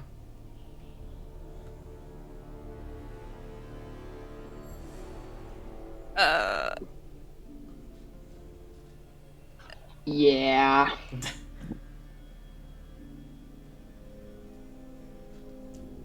Nemesis is just like fucking flabbergasted. He is dumbfounded.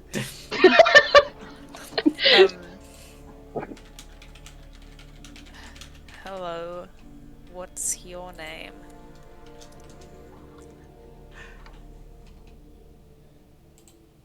Not gonna fidgets with his hangnails again. Are you gonna tell Elvira I'm here? I don't want to go back. Who, sorry? Did I mishear? Elvira. I'll type it for you. Elvira? Yeah. Oh. Who's Elvira?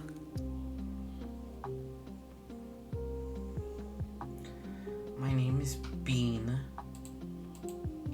And yeah, it's spelled like the food. It's my favorite food. Okay. Elvira is like, she says she's my mom, but she's not my mom, and she says I have to She says if I want to be part of the family that I have to help the family, but I didn't know anyone was gonna get hurt. She just said she wanted a spear, and she told me to hang out with these people for a while, and they were all nice, and I got to do cool things, and I made friends, and then she just wanted a spear. I didn't think it was bad. Who were the people you got to hang out with? Were they knights or soldiers or?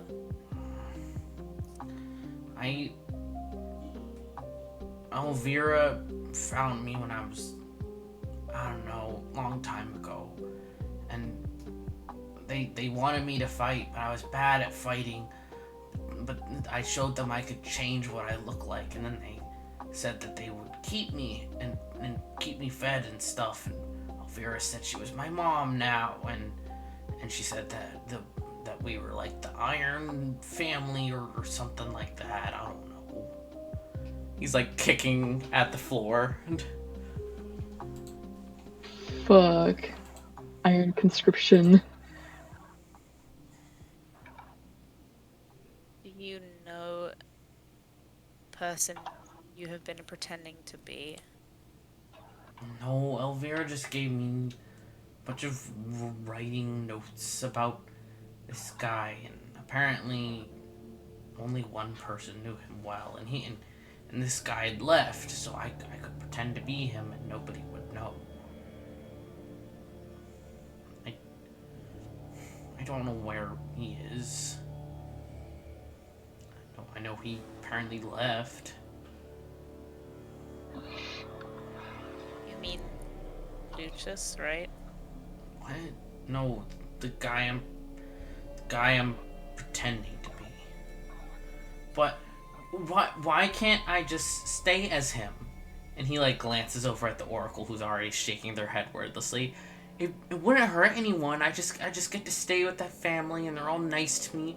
And I got food, and people play with me and have fun. Why can't I stay?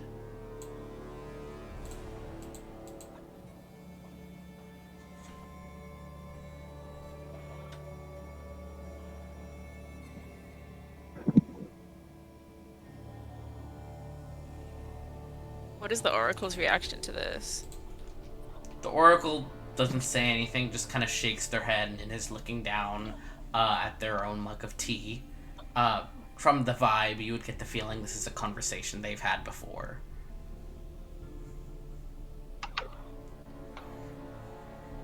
Okay. Bean.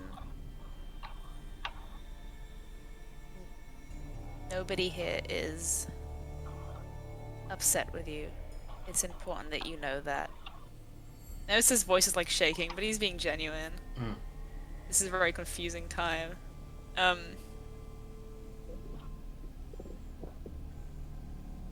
We are glad that you're safe here with the Oracle.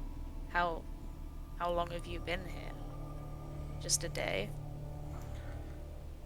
At that, the Oracle speaks up.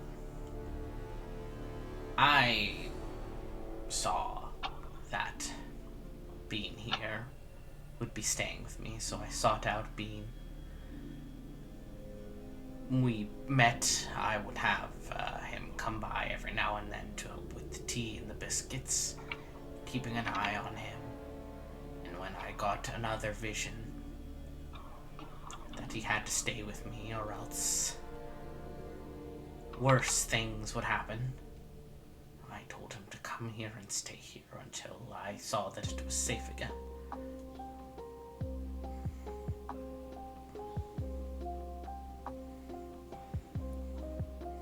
Bean did, sorry.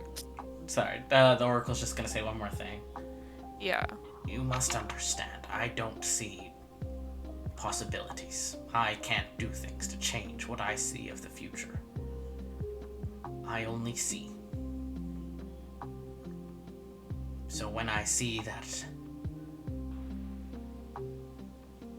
this child would be in danger, I can only act on what I know. And I saw that he stayed with me. So I can only act under the assumption that he truly is in danger. It's a difficult cycle of knowing whether things are happening because I'm acting on them, if they were always fated to be.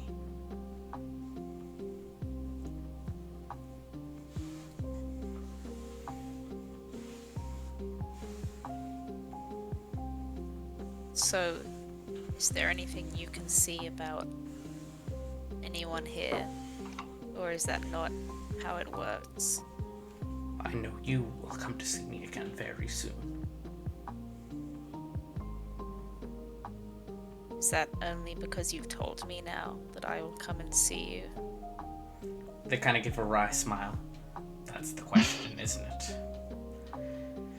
And they glance over at you, Alice. No! I've seen a vision of you.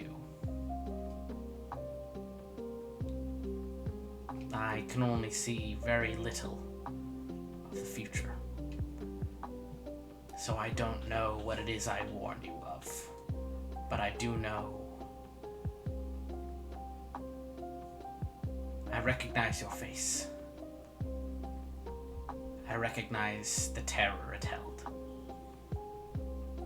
So all I can do is warn you of that fear I saw you feeling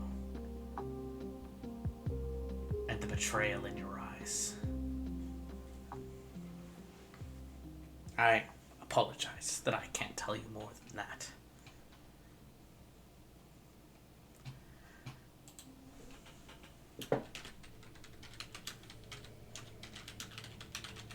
Alice is just gonna look down at her empty cup of tea.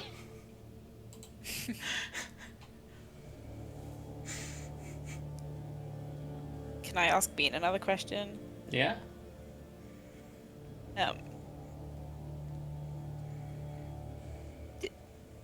Did what? Bean, did you drop off the spear anywhere? Do the people still have it? The ones that are with Alvera? Yeah, Elvira needed it for her magic or something. I don't know.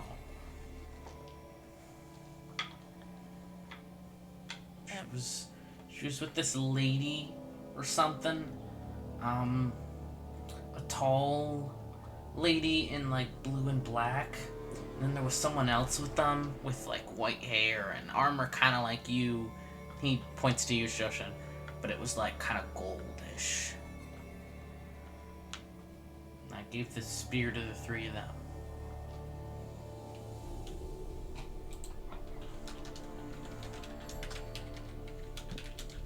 Sorry if it's a lot of questions. It's just important.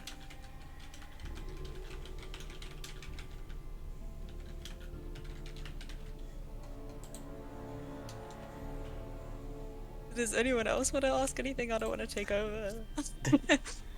No, you're asking all the right questions. Bro, I'm dead. Yeah, you're right, you're right. Ah! Hey, Oracle. How do we wake up Stigmata? We Yeah. need Yeah, saving hey right Oracle, how do now. we win?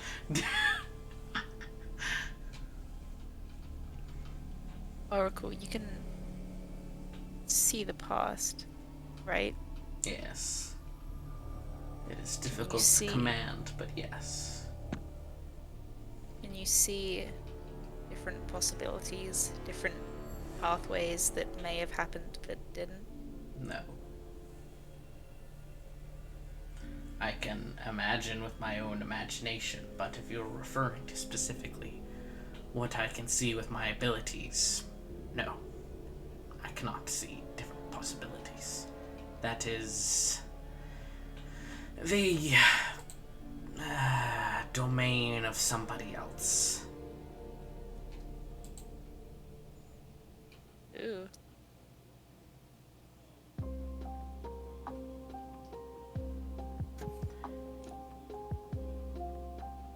And don't worry. They look at you, Shoshin. You are under no concern of what I am about to say. He can't hear anything that happens in here. However, to be be more specific, my attribute is, I guess you could say, that of insight. I can see and I can understand. That most often applies to the past or present, but at times it can apply to elements of the future.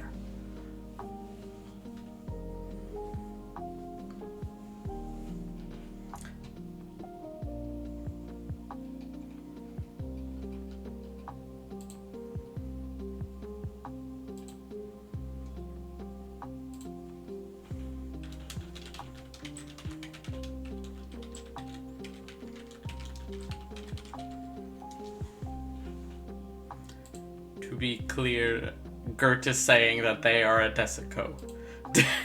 In case that wasn't shit. clear. Get Gert, I love you, Gert.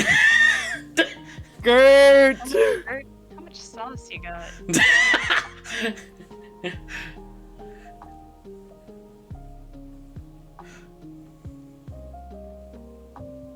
I have a question for you. Yes. So we know where the fake Mitchell is. He not over to Bean. Where is the real one? Traveling. Going on, Didn't know that one. I suppose you could say, a soul-searching journey. Figuring out what he is to be, and what his friend is to be. Are they alone? No, but it's not who you think. Who do I think? It's not your parents, if that's what you're asking.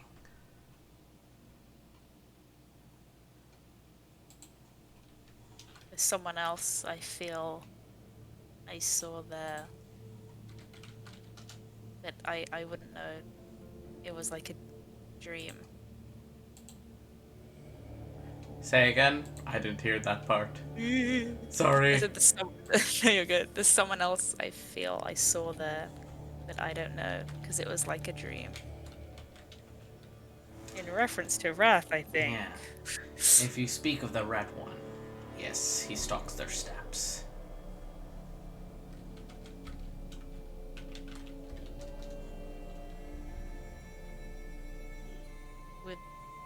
What is his hope in doing this? He searches for a future host, I suppose you could say. You must understand, Desco, it's not... I mean, for most, it's not an enjoyable experience. It eats away at you, removes what you truly are, and forces itself upon you until you are only it. And that is only a worse problem, the more powerful of a Desco we are speaking of. Wrath has been in this current host for a very, very long time.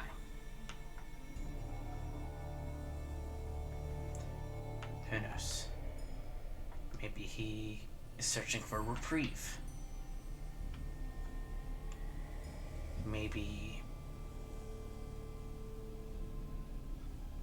he only wants to inflict what he has experienced upon somebody else. A different form of wrath, I suppose you could say. But either way, he was searching for one who could contain the power within him. It is my understanding that once upon a time he thought that to be you.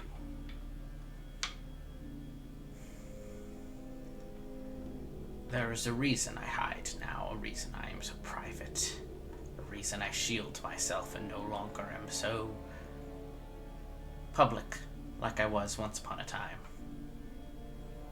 And I am ashamed to say Wrath is one of them.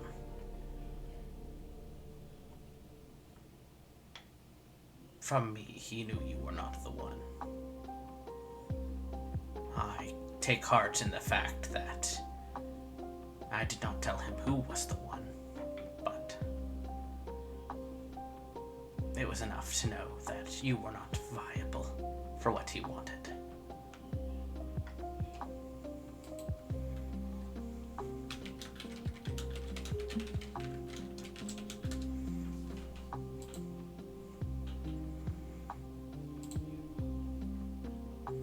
What makes someone viable or not for such a purpose? A single-mindedness. When I say this, no, it is in a positive sense. / pause, you might say. But you are too soft, Nemesis. You have too much love in your heart.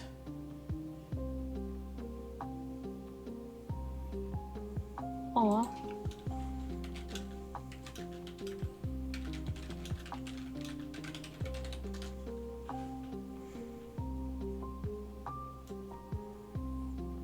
What about dread? I cannot see the future, unless you ask of the past. Suppose anything is interesting. I try not to look upon Esperanza. I learned better than that a long time ago.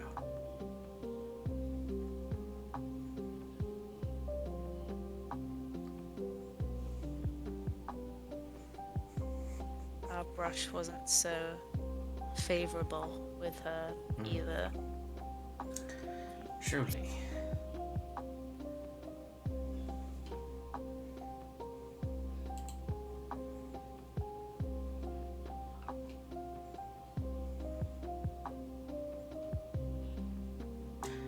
Now, I believe there is a pigeon for you, my dear. And Alice, you hear a faint scratching. And then a pop as through one of the cracked windows, a very chubby pigeon with a letter strapped to its leg flutters in and comes and lands in front of you.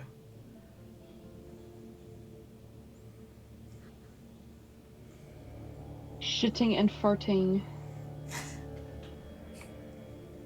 It's a response to you. Oh my Oh god. my god. Oh my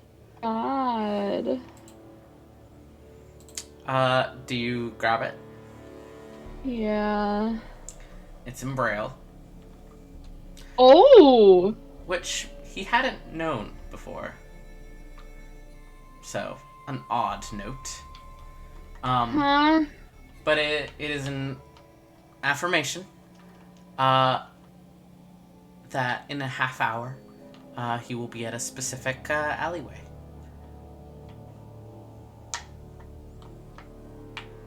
Okay. Sorry, not a half hour. I gotta go. Something has to happen first. Tomorrow morning. Okay. I forgot something else had to happen first. Okay, fair.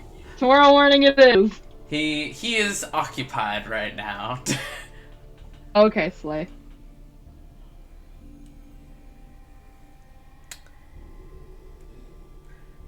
The pigeon kind of like pecks around looking for any crumbs that might be left on the table, and then flutters off.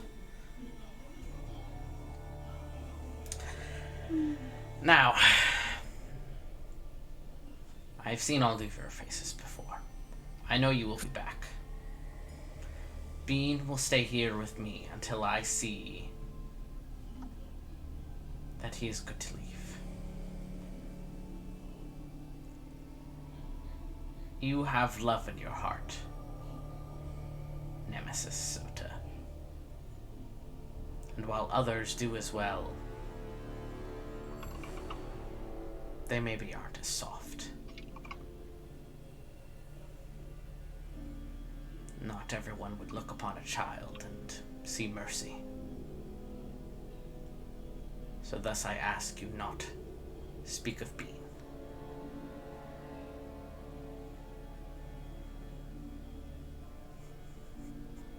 have my word. Good.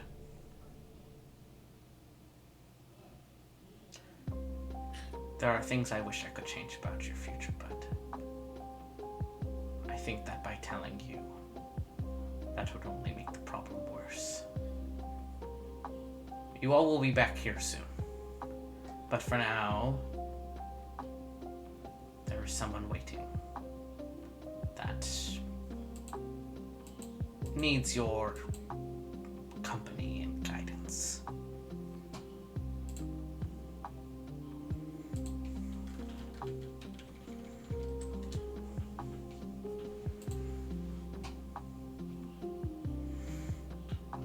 Oh, it's been great, thank you.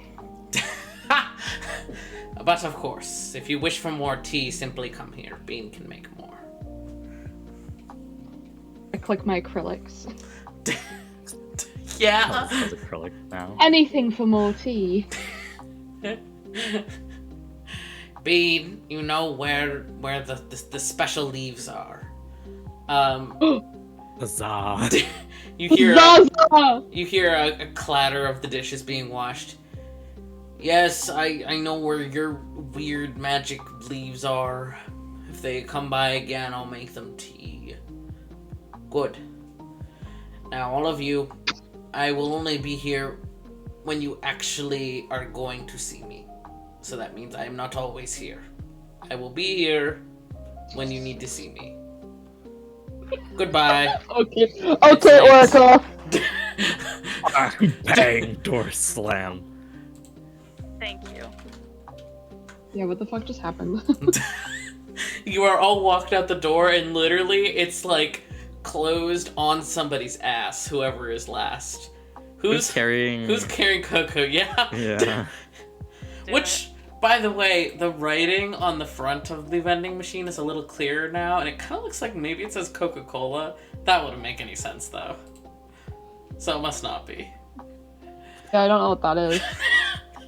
Yeah, I don't know that either. It's also refilled with snacks, so you guys can have snacks for, like, free now. They just automatically regenerate. It's just regular snacks. You're looting Yeah, I my press corpse. buttons on Coco's cold ass corpse. I'm crying as I'm getting some fucking honey flavored peanuts. Uh, Man. You're not dead. You're fine. We went over this. Alright. You're not looting your corpse. I guess what do we do now? I will say real quick, for those of you who are tired, just give me a little bit longer. No worries. Please, thank you. I appreciate you. Of course. Yeah. I think Chloe might be asleep. I salute. Odds are solid. It's alright. They can rewatch. Truly. Alright. You guys head back to the manor. Kind of unsure if that's specifically where you should go, but you were told someone is waiting for you. Heading back, things are pretty normal, very, very tense. A lot of the clan members are keeping watch. Again, you don't see any soldiers or knights out and about, though their tent still remains. Re-entering the manor entry hall, it seems to mostly be quiet. However, there is a young clan member fidgeting nervously, kind of like as if waiting for something, and then sees specifically Nemesis and brightens up. I have a summons for you. For not right now, but later. And he runs forward and gives you a little piece of paper, Nemesis. I'll take a little look. Yeah, it's Satesi's handwriting. He asks for you to come and see him after breakfast. Sure. Is it... Why is that kind of sus? I guess a clan member gave it to me. Do I recognize this kid? Or, like, Yeah, maybe not by name, but you know that this is like one of the many people that Richu and Satesi have running around doing like fast errands for them. Usually not crime, God, usually just my like... roots. Yeah, literally. Yeah. You actually kind of got to skip that level. Let's go. But this isn't abnormal for him to do, especially if he has like a busy day. To be like, hey, I need to talk with you. Come specifically at this time, so I'm free. Cool. I'll convey to the group we have a meeting in the morning. No, after it's for you. breakfast. It's not for Oh, just for me. I Yeah. do not convey this to the group. I back up. Yeah. I press rewind on that shit. Cool. Thanks, kid.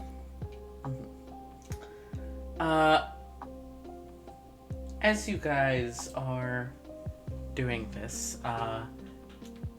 conversating, all those good things. Where the fuck is my... There it is. Hold on a second. We're gonna try again with the music box. I'm tired of listening to the same music. Clear. Nope. Q. Clear. Nope. I hate the spot. I'm getting rid of it after this. Fair enough.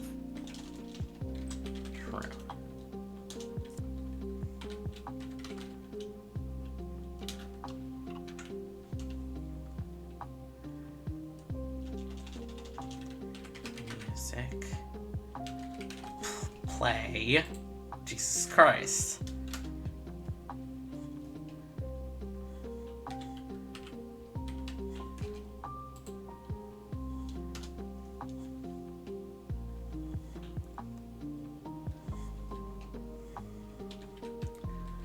Music. Skip. There we go. We're crossing our fingers. It is not scary music. I think. Somewhere else in the manor, someone has woken up. Stigmata. I kill one to get another. Get in the ground. You kind of remember what happened, the sensations, what you did. You remember collapsing. You remember, who was it, Yasul grabbing onto you. You think you remember at one point, like, a face of, like, somebody carrying you. I don't know what that's about. Your joints feel weird. Your throat is dry. Your fingers ache. There's this pounding behind your eyes. And you're sort of disconnected in a sense that you know to expect, but it still doesn't change the fact that it's jarring. And you can hear his voice, just briefly, a flicker of it,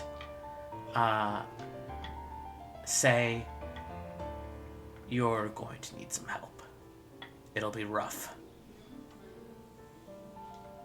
Go to those ones who, I don't know, were watching earlier. I'll figure it out from there." And then his presence fades. You kind of almost through a fog hear the medic futzing over you, talking about low blood sugar, you know, we have to get half an appy juice kind of deal. Your mother's not here. What would you like to do? Okay. Can I reach up and grab the wrist of whoever's over me? Yeah.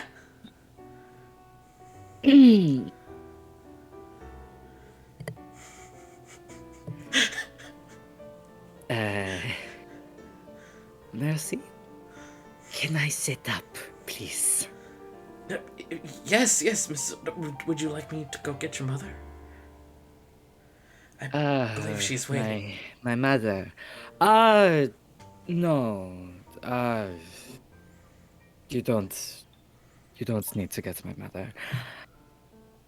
I would like to give me a moment to collect myself. Could I have the room, please? Of course, of course.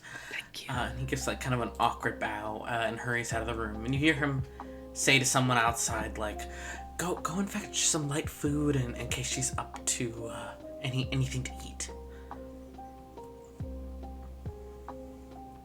Okay. Is there a mirror in here? Yeah. I'll go over to the mirror Mm-hmm.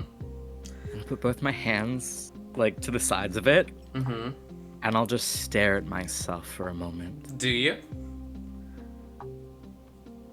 I stare in the mirror for a moment. Yeah. I do. She can. Yeah. That's not. She can see.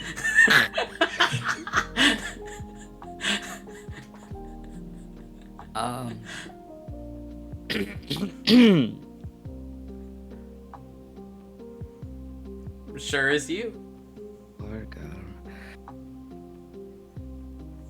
I kind of like feel myself down, like feel my pants, my shirt, kind of rumpled, touch my hair, grab my horns, kind of jerk my head around by them, like do a T-pose real quick and do a spin.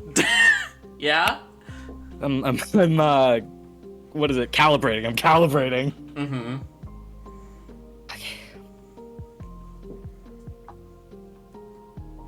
Is that the only hint you're going to give me? You don't hear any response. Bitch. Your mercy is not very merciful. Okay. I'll go to the door. And I will open the door. And I will look both ways out the door. There's nobody immediately outside the door, though you see, one end of the hall goes in one direction. The other one, you see, seemingly opens up into, like, maybe, like, the medical office.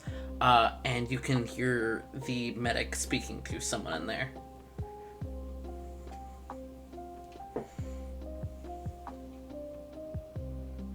Don't worry about it. Can I go over there and, like, peek into the medical office? Yeah.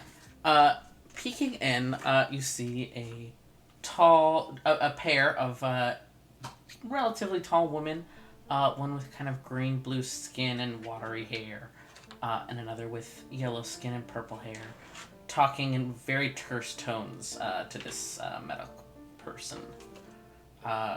They seem to be concerned. They're asking as to your health and if you're well enough to take visitors. And I sneak past them. Yeah, sure. Roll stealth with advantage. They're not paying attention. Okay. You're resting. You would never. Natural 20. Yeah, you're gone. 25. You're gone. 2 rogues, baby girl. Not to...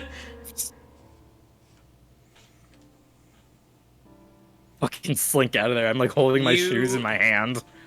You haven't been to the medical area yet, so you're not entirely sure where you're going. But then this kind of like smell comes to you, and immediately you know, nah, it's his smell. He's showing you where to go. Weird. Yeah, it Weird smells guy. like antiseptic and wound cleaner. Oh. Gosh. I very deliberately try not.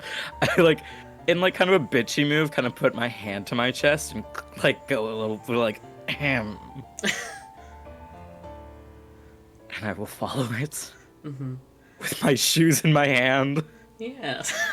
Bare feet. Dogs out! So the rest of you, it's past like a normal dinner time by this point, and there wasn't really like a formal dinner, what with everything going on.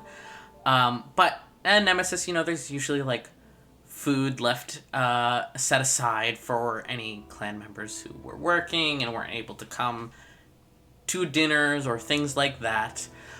So you and the others are probably like standing around like a kitchen island, eating. Maybe, you know, are you guys talking about what's happened, or not really, just eating in silence? As Coco Box sits in the corner. Yeah, I'm probably focusing on chewing real hard. Yep. Slay. It's like that scene at the end of Big Avengers where they're all conversational day. eating like fucking shawarmas, Yeah, like in silence. Yeah, literally. it's that kind of day. And then the kitchen door swings open.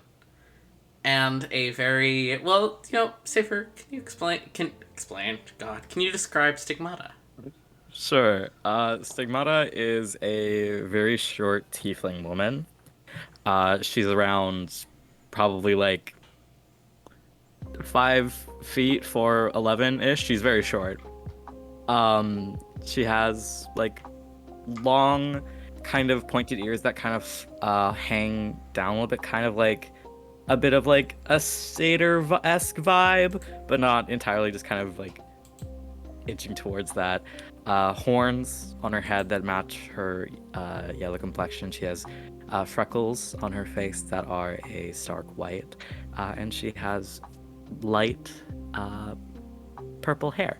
Right now she is dressed in sort of like a long overcoat and a shirt that is cropped underneath it, and very long sort of like bell bottom-ish pants. She looks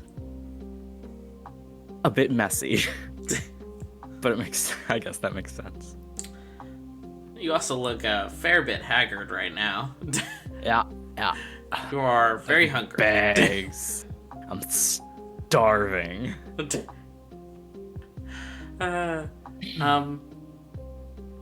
But as you all see each other, meet eyes, we're gonna end. And why can I not end here? No, you can. Just do it. Why? I want everyone to be awake and here for it. Yes. Is that okay? We Yeah. we can go a little longer if you want to meet everyone. No. It's okay. I want people to sleep. I want Laura to sleep. What does Stigmata say? What do you leave us with, King? No, I'm not doing this. No, give me something. No, I end with, and then they all were level 8. No. Please! Please! Please! Please! Fuck! Come on, give us something. Fine. However, you can level up. However, be aware that I'm rewriting some of your abilities, so some things will change. But you can level up for now. Let's go. Yippee, level Finally 8, another level level 8. in Rogue. That's fucking I think good. I get another fireball. What do I get to fucking add? Another expertise. Ooh. Nemesis is good at so many things. I hope you guys had fucking fun. Yeah, I did. Sorry, Did. making you Very cry. good. No, That was fucking beautiful. Awesome. Yeah. I love to cry. Man, Man, level 8, that's huge. Yeah. You guys are That so is high huge. level now. Slay. You're so cool. Yeah. Guys, Thank I'm you for finally at game. 50 hit points. Let's Thank you for fucking game. go! Woo! Thank you for playing, guys. Of course, thank you for Oh, running. man. Cry. What did you just say? You ever had sex? What?